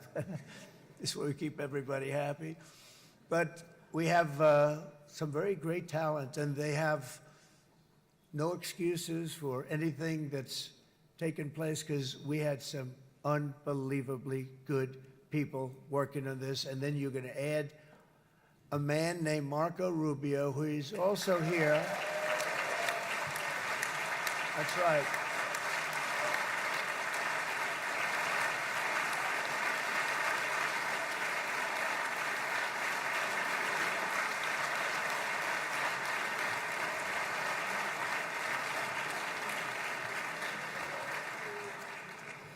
And I have a prediction that Marco will go down, I mean this, as the greatest Secretary of State in the history of the United States. I believe that.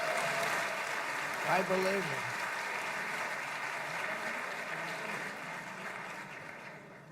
it. And he and I, you know, we really fought it out.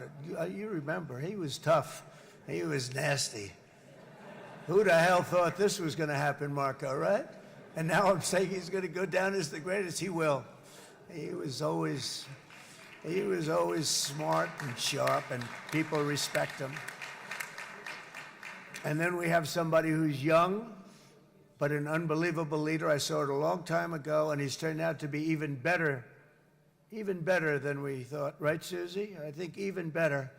And that's Pete Hegseth, who is our Secretary of War, formerly Secretary of Defense.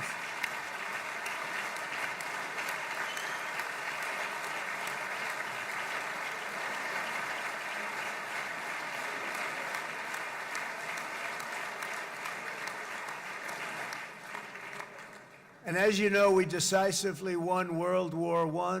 We decisively won World War II decisively. And everything in between and everything before it, we won everything. And then they had the brilliant idea of changing the name from war, you know, it was war, to defense. And with that went a certain thinking.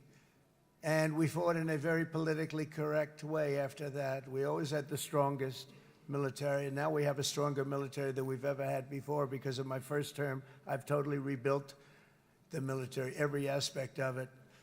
But we have, if you think, we settled 8 wars in 8 months. I'm now including this one, by the way, if that's okay. They may say, well, that was quick. Because yesterday I was saying 7, but now I can say 8. The hostages are back. The hostages are back.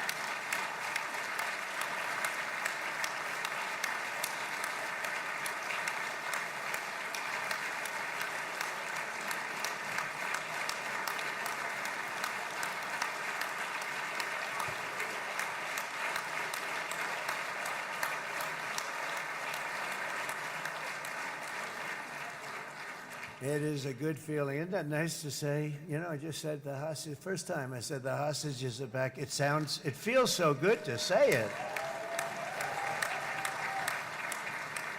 But when you settle 8 wars in 8 months, that means you don't like war. Everyone thought I was going to be brutal. In fact, I remember Hillary Clinton during a debate, she said, look at him, he's going to go into war with everybody. And actually, she said, he's got a personality that's all about war. No, and my personality actually is all about stopping wars, and it seems to work. It seems to work.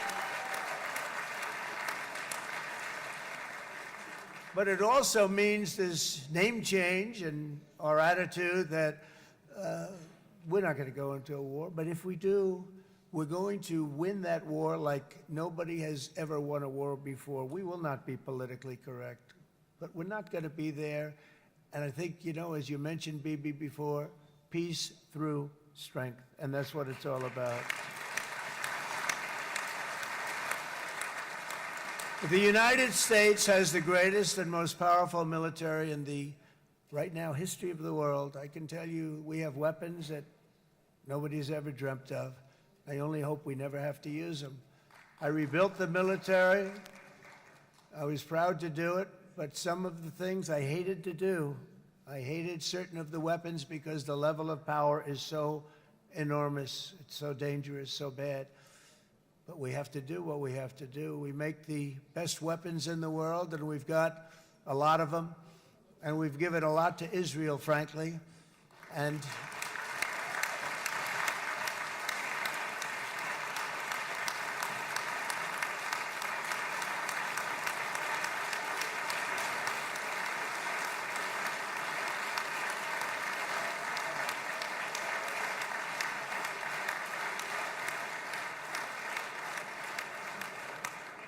I mean, Bibi would call me so many times, can you get me this weapon, that weapon, that weapon? Some of them I never heard of, Bibi, and I made them. But we'd get them here, wouldn't we? And they are the best. They are the best. And But you used them well. It also takes people that know how to use them, and you obviously used them very well.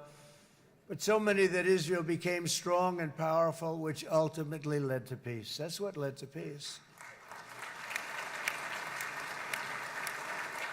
So as we celebrate today, let us remember how this nightmare of depravity and death all began. 2 years ago, on the eve of the Simchat Torah holiday, thousands of innocent Israeli civilians were attacked by terrorists, and one of the most evil and heinous desecrations of innocent life the world has ever seen, the worst slaughter of Jews since the Holocaust. The cruelty of October 7th struck to the core of humanity itself. Nobody could believe what they were witnessing. The United States of America grieved alongside you, and we mourned for our own citizens who were so viciously taken that day. And to all the families whose lives were forever changed by the atrocities of that day, and all of the people of Israel, please know that America joins you in those two everlasting vows: never forget and never again.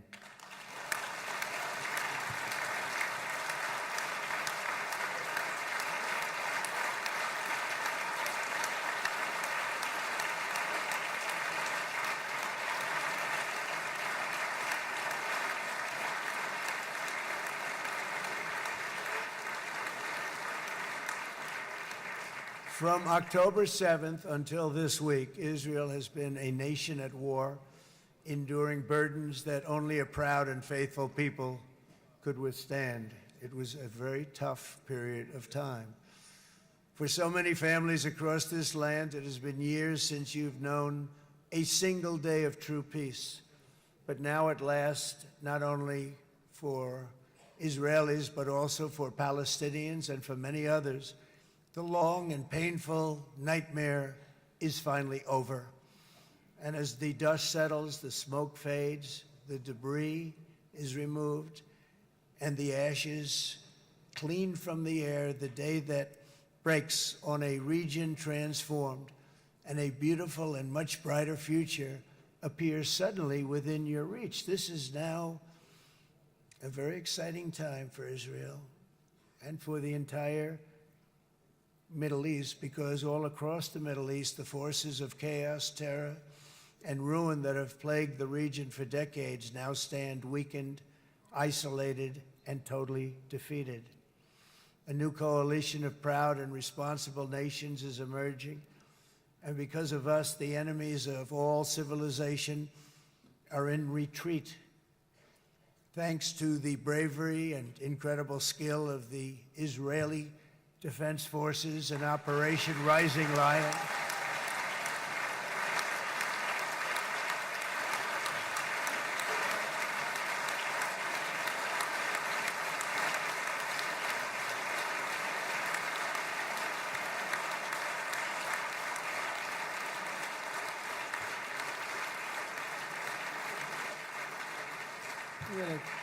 Guys, central casting. Let's put him in a movie. Look at him. Great job. And my people loved working with you. Loved it. They worked so well together. But many of Iran's top terrorists, including nuclear scientists and commanders, have been extinguished from this earth. And with Operation Midnight Hammer, boy, that's a great name for that, what we did last June. The United States military flew 7 of those beautiful B-2 bombers. They look so beautiful all of a sudden. They were always, I thought they were pretty planes. I had no idea they could do what they did.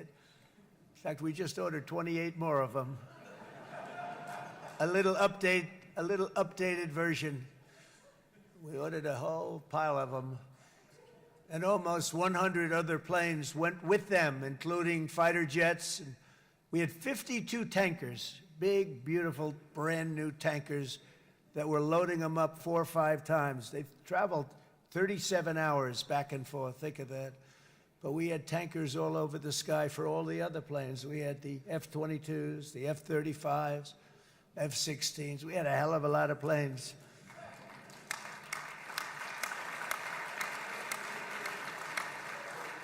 So we had 52 gas stations in the sky. That's what they call them.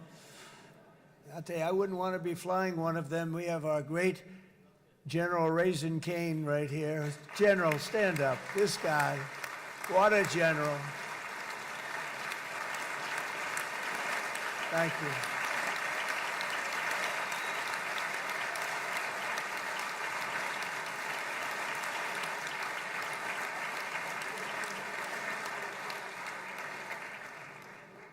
I asked General Cain, I said, you know, we're having problems with ISIS, and I was in Washington, and I asked, how long would it take to defeat ISIS? And my Washington generals told me, 3, 4, maybe 5 years, sir. I said, I don't get it. We got the best equipment in the world. Why? So I flew to Iraq, and I met with a man named Cain. He said, what's your first name? He said, they call me Raisin, sir. I said, wait a minute, your name is Raisin Cain? I've been looking for you for a long time. You gotta be kidding. So they told me 3, 4, 5 years to defeat ISIS. And I sit down with him and I say, why is it? I flew there in the dark of night. I landed, I'll never forget it. It was quite a trip. I'm glad I made it because I met him. I said, could I ask you, General? I come down. He said with another general and a sergeant. Everybody was like central casting. They could go into a movie right now. Between him and you guys over here, we could get rich making movies, okay? And they got along so great. That's the beautiful thing, that your military and our military, Bibi, got along so great. But I was told by the television generals in Washington, we have the best equipment in the world. Why is it taking so long? And they said, 4 years. I said, so let me ask you, Raisin, how long would it take you to defeat ISIS?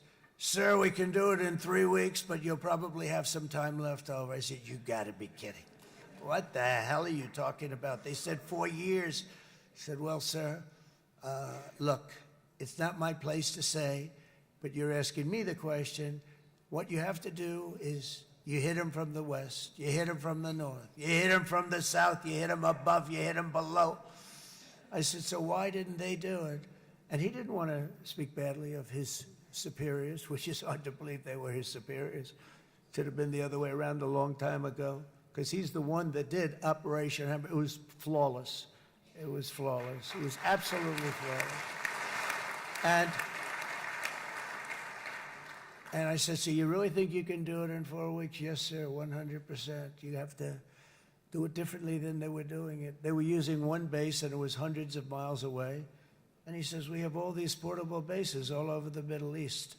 And they didn't want to use them because they didn't want to offend the country where the portable, they wouldn't have even known what the hell the planes were going up, right? They wouldn't have known, but he said, no, they didn't want to defend anybody, offend anybody, and but we can do it in 4 weeks. I said, you sure about that? I'm going to call you back. I'll call you back on Monday. I'm going back to Washington. But you think 4 weeks? Yes, sir, I think we can do it in 4 weeks. We'll have time left over. So I call him on Monday. I say, you think you can do it? 4 weeks. I said, go ahead and do it. He did it. I'll tell you, he did it in 4 weeks, less than 4 weeks. So, General, stand up, please. Again, this is a real general. This is not a television general. He doesn't want to go on television.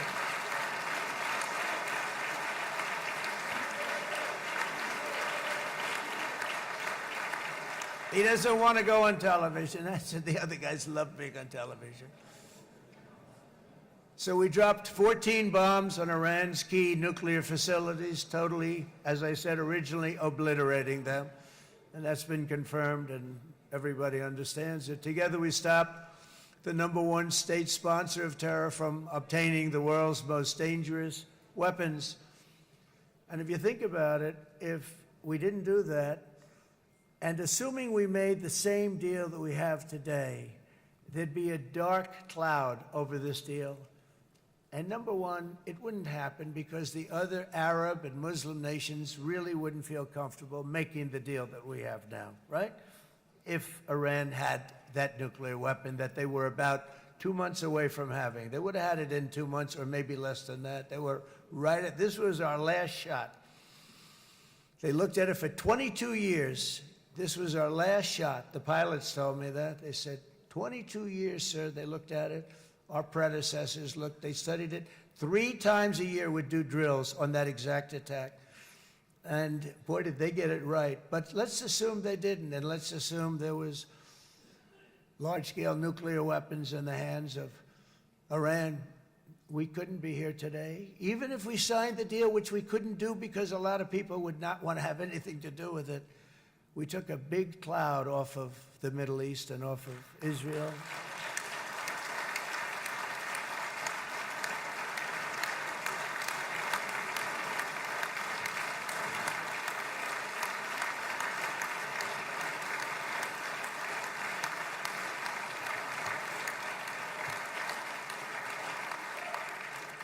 And it was my honor to help. But it isn't it true, though, that can you imagine the same, let's assume, Bibi, the same documents, we had everything the same, but you had somebody out there that was, in the opinion of everybody, all-powerful in the Middle East. They took a big hit, didn't they? Didn't they take a big hit? Boy, oh boy. They got it from one side, from the other. And you know, it would be great if we could make a peace deal with them. And I think that's maybe, would you be happy with that? Wouldn't it be nice, I think? Because I think they want to. I think they're tired. Somebody said, sir, they're starting their nuclear program again. I said, let me tell you something. They're not starting anything. They want to survive. The last thing they want to do is start digging holes again in mountains that just got blown up and start. They're not doing it. They want to survive, okay? But I think we have a chance. Steve, you, and I think Jared, come on, I'll call you back for another one. We always bring Jared when we want to get that deal closed. We bring Jared, but Steve, you and Jared and the General and Pete and Marco, you'll get that deal done easy. I think that'll be easy. But first we have to get Russia done. We got to get that one done. If you don't mind, Steve, let's focus on Russia first, all right? We'll get it done. In Lebanon, the dagger of Hezbollah, long aimed at Israel's throat, has been totally shattered. My administration is actively supporting the new president of Lebanon in his mission to permanently disarm Hezbollah's terror brigades. He's doing very well. And build a thriving state at peace with its neighbors, and you're very much in favor of that, I know, and it's good things are happening there, really good things. And with this week's ceasefire, we've achieved the most challenging breakthrough of them all. The most challenging breakthrough maybe ever. I mean, I've never seen anything like it. I've been involved in a lot of success. I have never seen anything like what's going on today all over the world. People are dancing in the streets, not just in Israel. They're dancing in the streets of countries that would have never danced in the street about what's happening today. They're dancing in those streets. So this long and difficult war has now ended. You know, some people say 3,000 years, some people say 500 years, whatever it is. It's the granddaddy of them all. And in an unprecedented achievement, virtually the entire region has endorsed the plan that Gaza will be immediately demilitarized, that Hamas will be disarmed, and Israel's security will no longer be threatened in any way, shape, or form.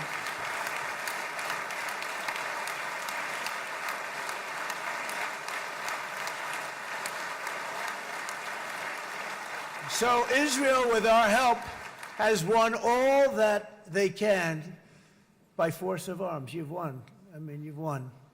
Now it's time to translate these victories against terrorists on the battlefield into the ultimate prize of peace and prosperity for the entire Middle East. It's about time you were able to enjoy the fruits of your labor.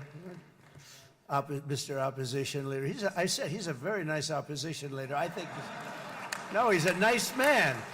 Bibi, he's a nice man. Good. He knows what he's doing, right? No, a very nice guy. Well, see, now you can be a little bit nicer, Bibi, because you're not at war anymore, Bibi.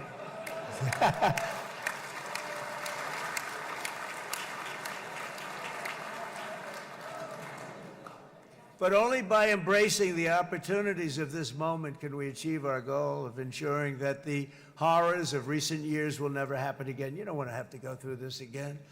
8 years ago, I came to this region on a very special first trip abroad as the President of the United States. I came here very early at your request. I addressed the leaders of the Arab and Muslim world gathered in Saudi Arabia and said that it was time to build a future free of the grip of extremism and terror. And interestingly, right now, as soon as I'm finished, I'm quite late. You've kept me quite late between opposition leaders and Bibi's brilliant but very long speech. I thought I was going to run up here, make a speech, and then head to Egypt. It didn't work out, though. And you made a pretty long one, too, sir.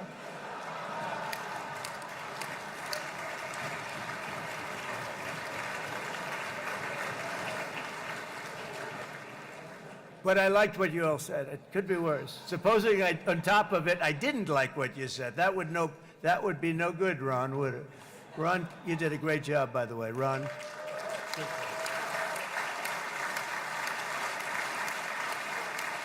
Yeah.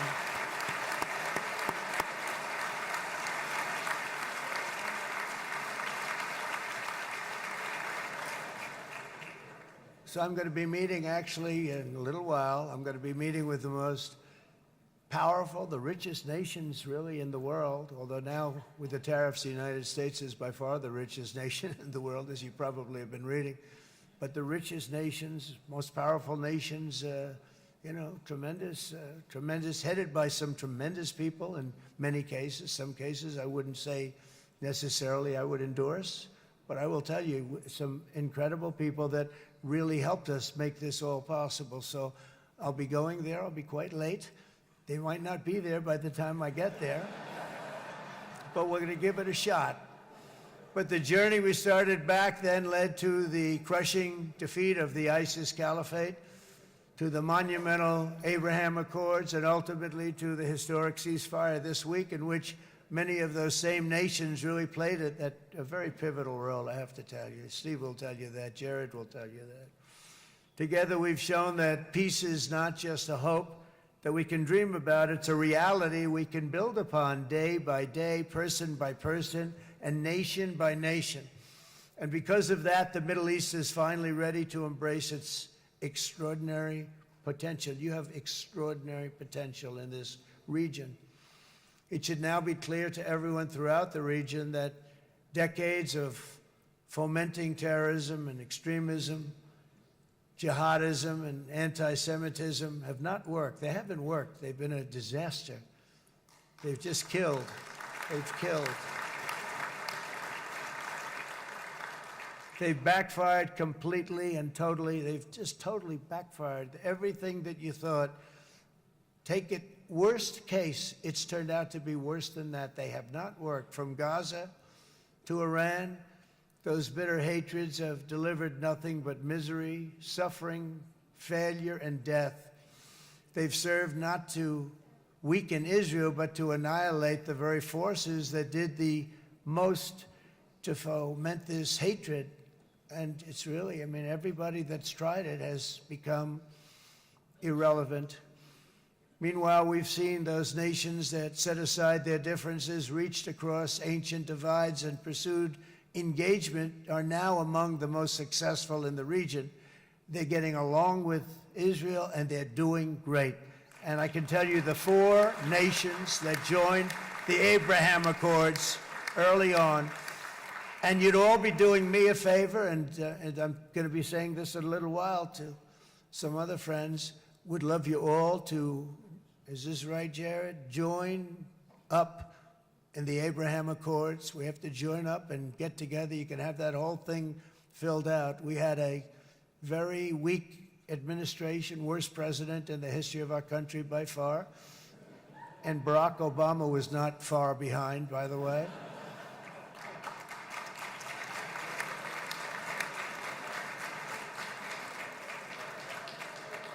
And they did nothing with this incredible document, the Abraham Accords, but now you can fill them up. Now you have peace, you have people that really like Israel. I'll tell you what, and they like Israel a lot more today than they did even 5 weeks ago. You've made a lot of, you've come back.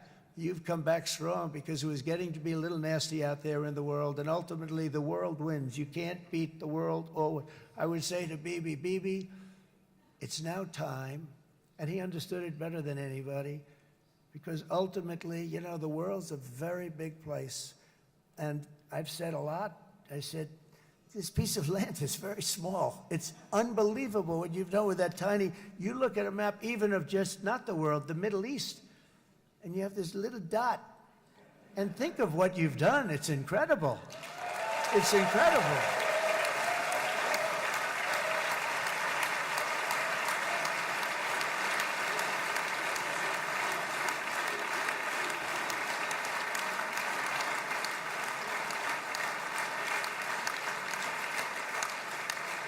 But the world is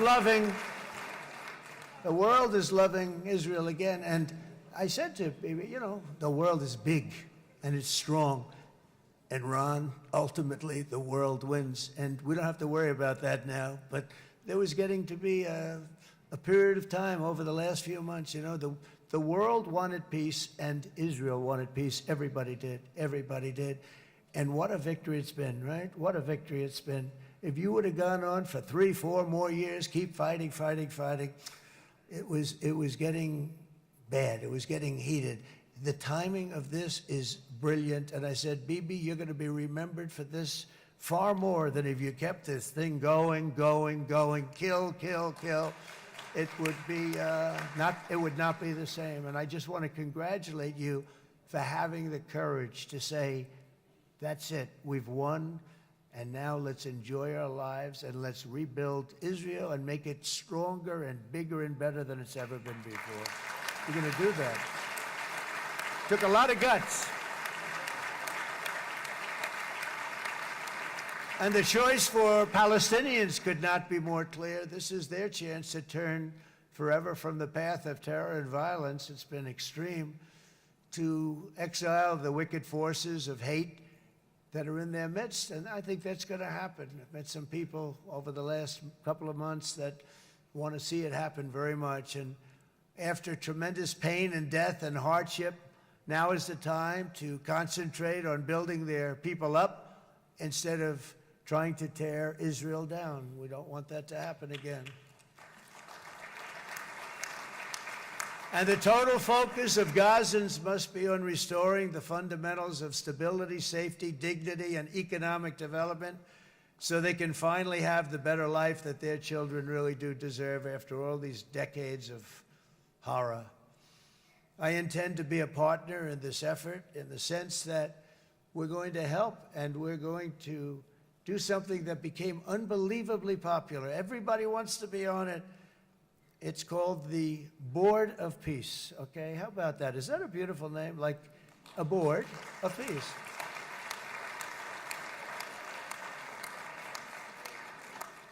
The only bad thing from my standpoint, every single nation involved has asked me to be the chair, and I'll tell you, I'm very busy.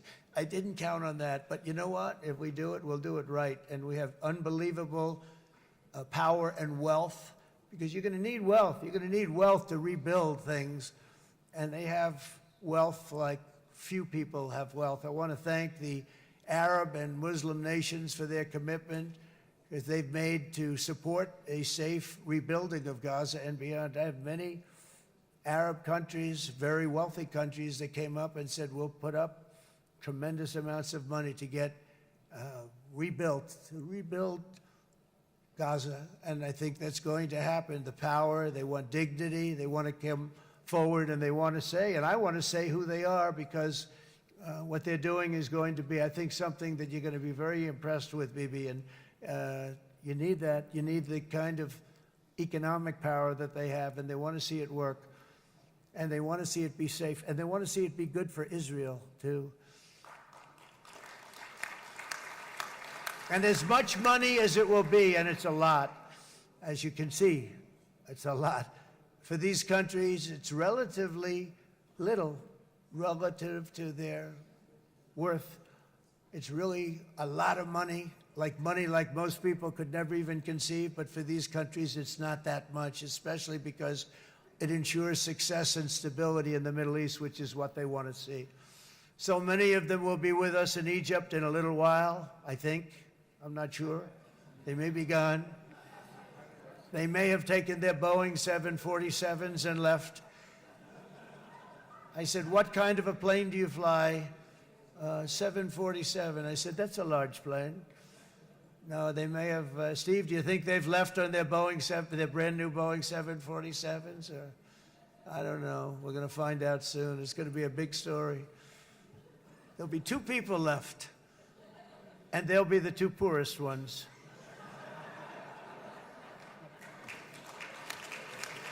But it will be the wealthiest and most powerful group of nations. So the group that we have assembled, that's waiting for us, is the wealthiest and most powerful group ever assembled at one time. There has never been a group like this. And they're only looking for good. They want good. They're going to do good.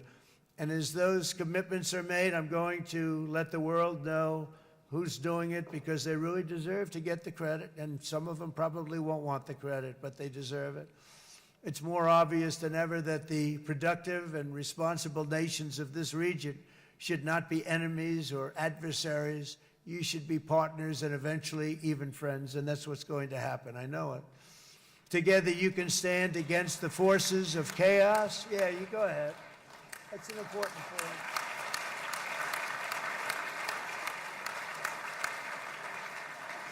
Because you can stand against the forces of chaos that threatened all of your interests, and it's always a big threat, and unleash incredible prosperity and opportunity for all the people of these lands, and that's what's going to happen. You're going to unleash numbers and success, the likes of which Israel has never been able to think of, because you're so firm, and you should be, and you've done the right thing in defending yourself.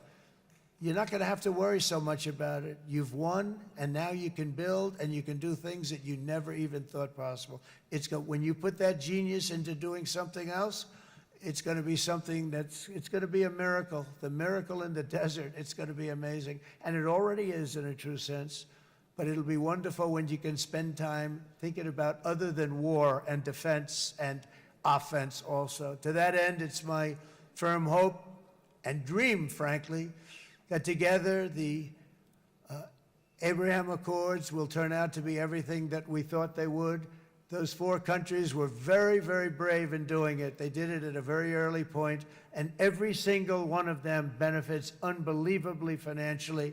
And if you noticed, even in this bad period that we just went through, they all remained a member of the Abraham Accords. They've done unbelievably well. And you know who you are, and I want to thank you.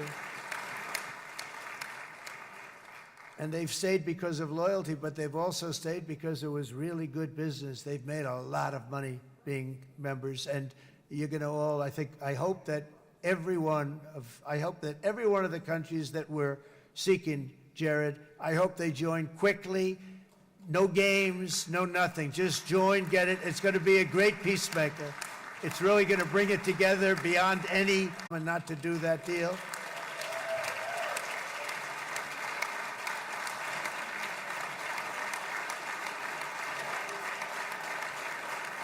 He worked so hard.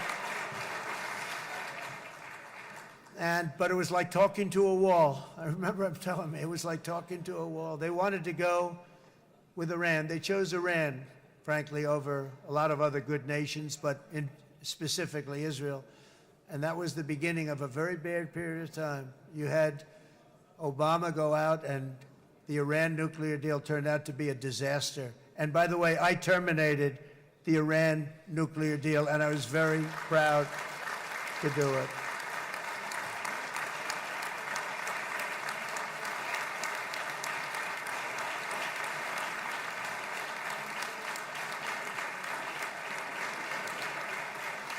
Yet even to Iran, whose regime has inflicted so much death on the Middle East, The hand of friendship and cooperation is open. I'm telling you, they want to make a deal. That's all I do in my life. I make deals. I'm good at it. I've always been good at it. And I know when they want. Even if they said, we don't want to make a deal, I can tell you they want to make a deal. All right, they do. They want to make a deal, and we're going to see if we can do something, because this is crazy what's happening, and we're not going to have this anymore. Neither the United States nor Israel bear the people of Iran any hostility. We merely want to live in peace. We don't want any looming threats over our heads, and we don't want to even think in terms of nuclear destruction. It's not going to happen, never will happen. There's nothing that would do more good for this part of the world than for Iran's leaders to renounce terror, stop threatening their neighbors, quit funding their militant proxies, and finally recognize Israel's right to existence. They have to do that. They have to do that. And to Iran, and as you know, this is not said out of weakness. There's no weakness. But I'm going to say this, that we are ready when you are, and it will be the best decision that Iran has ever made. And it's going to happen. It's going to happen. And they're good people. I know a lot of Iranians in the United States. They're good people, smart, hardworking people. They don't want to see what's happened to their country. The story of fierce Israeli resolve and triumph since October 7th should be proof to the entire world that those who seek to destroy this nation are doomed to bitter failure. The state of Israel is strong, and it will live and thrive forever.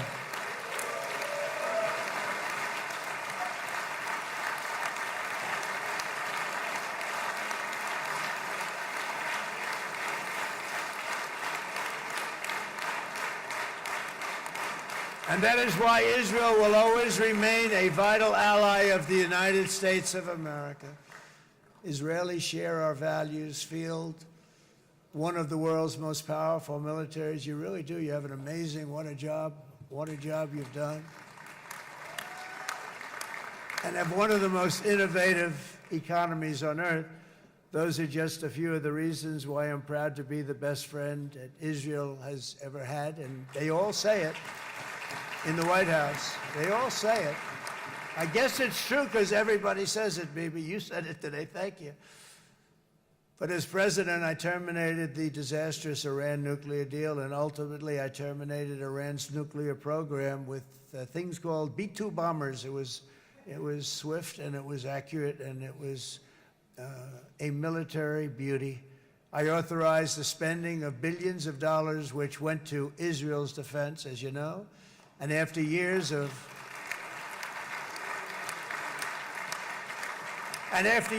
broken promises from many other American presidents, you know that, they kept promising. I never understood it until I got there. There was a lot of pressure put on these presidents. It was put on me too, but I didn't yield to the pressure. But every president for decades said, we're going to do it. The difference is I kept my promise and officially recognized the capital of Israel and moved the American embassy to Jerusalem.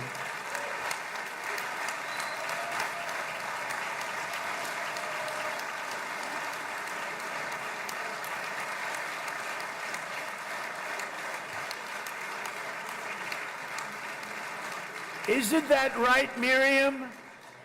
Look at Miriam. She's back there. Stand up, Miriam. Stand up.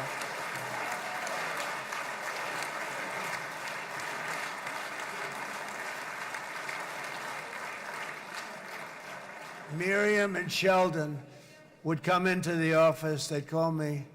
He'd call me. I think they had more trips to the White House than anybody else I could think of. Look at her sitting there so innocently.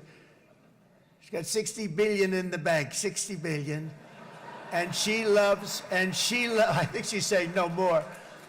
And she loves Israel, but she loves it, and they would come in, and her husband was a very aggressive man, but I loved him. He was a very aggressive, very supportive of me. And he'd call up, can I come over and see you? I say, Sheldon, I'm the president of the United States. It doesn't work that way. He'd come in and do. But they were very responsible for so much, including getting me thinking about Golan Heights, which is probably one of the greatest things to ever happen to Israel.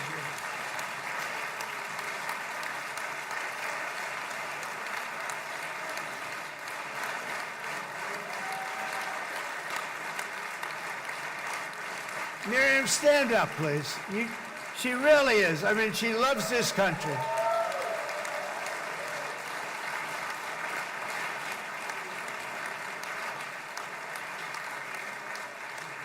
She loves this country. Her and her husband are so incredible. We miss him so dearly. But I actually asked her, I'm going to get her in trouble with this, but I actually asked her once, I said, so Miriam, I know you love Israel. What do you love more, the United States or Israel? She refused to answer. That might mean Israel, I must say. We love you. Thank you, darling, for being here. That's a great honor. Great honor. She's a wonderful woman. She is a great woman. I've always stood for the people of this community, and I always will. I'll always be with you. I'm always going to be with you. I guess maybe something could happen to change my mind. Somebody that's really stupid gets into office and wants to do really bad things, but that's about it. We don't think we're going to have that happen. I hope we're not going to have that happen. And this man is a good man right here. These two men are good men right here.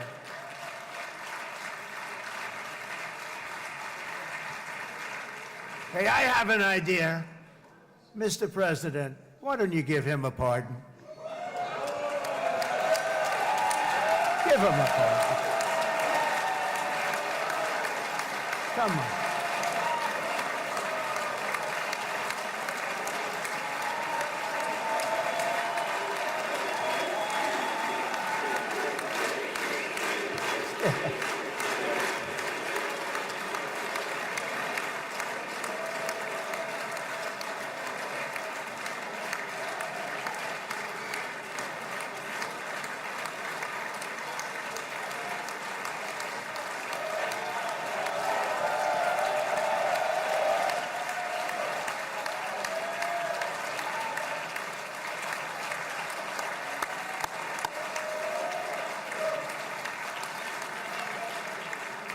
By the way, that was not in the speech, as you probably know.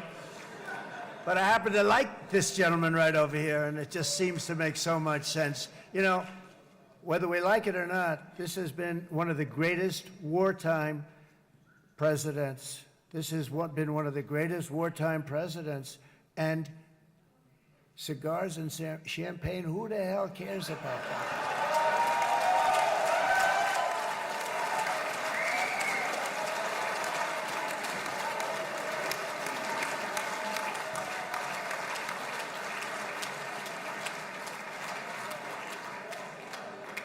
All right, enough controversy for the day, right? It's actually, I don't think it's very controversial. So, you know, I mean, I see so popular. You are a very popular man. You know why? Because you know how to win.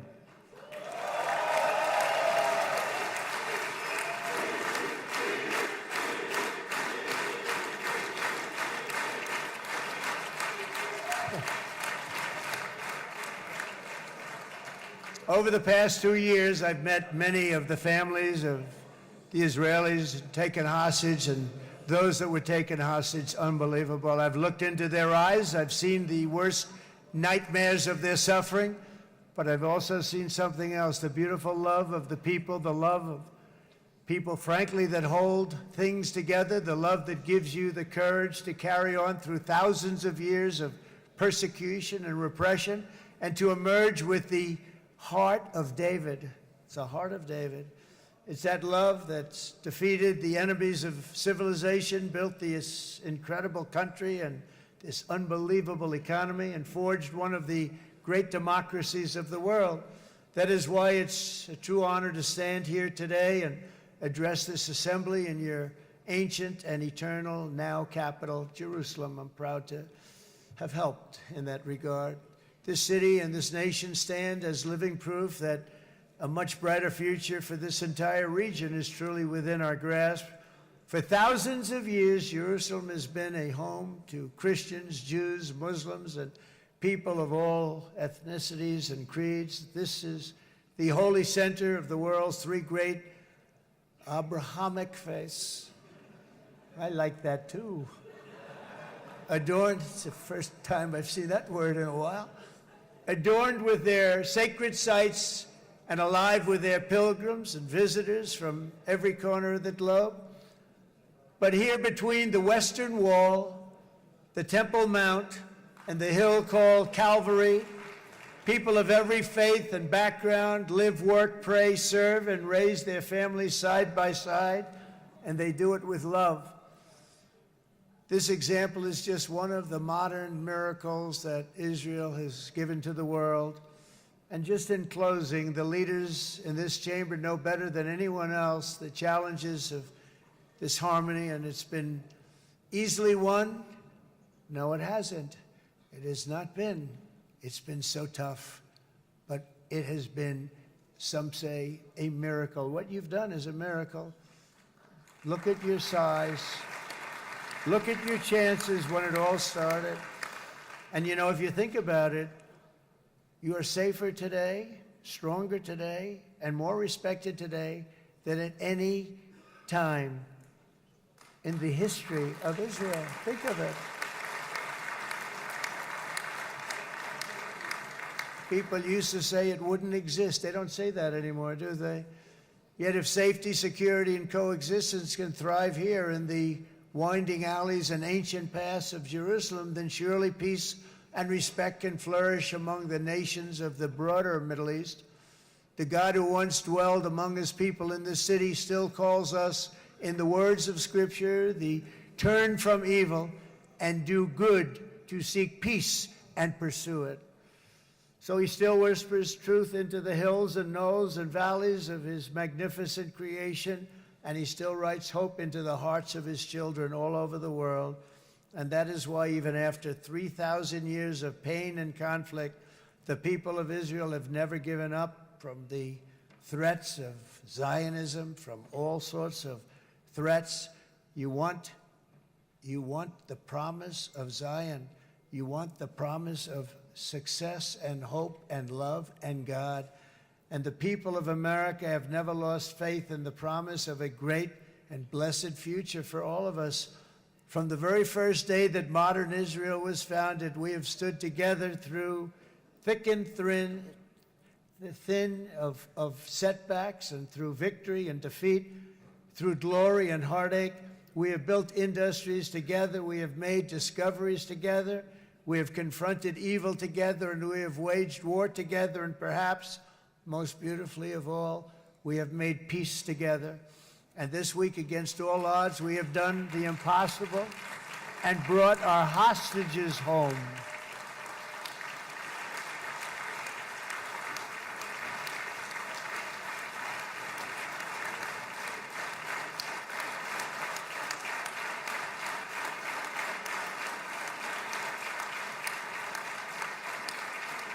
So now we're going to forge a future that is worthy of our heritage. We're going to build a legacy that all the people of this region can be proud of. New bonds of friendship, cooperation, and commerce will join Tel Aviv to Dubai, Haifa to Beirut, Jerusalem to Damascus, and from Israel to Egypt, from Saudi Arabia to Qatar, from India to Pakistan, from Indonesia to Iraq, from Syria to Bahrain, Turkey to Jordan, the United Arab Emirates to Oman, and Armenia to Azerbaijan, another war that I just settled. We are going to have hope, harmony, opportunity, and happiness here in the spiritual and geographic center of the entire world. That's what you are. Israel, America, and all of the nations of the Middle East will soon be safer, stronger, greater, and more prosperous than ever before.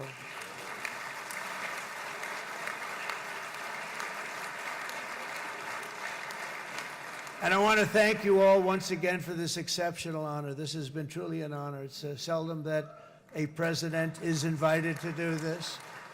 And I love Israel. I'm with you all the way.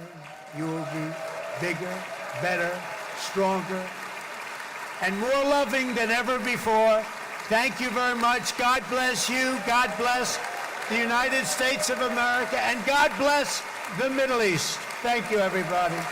Good luck. Thank you very much. Thank you.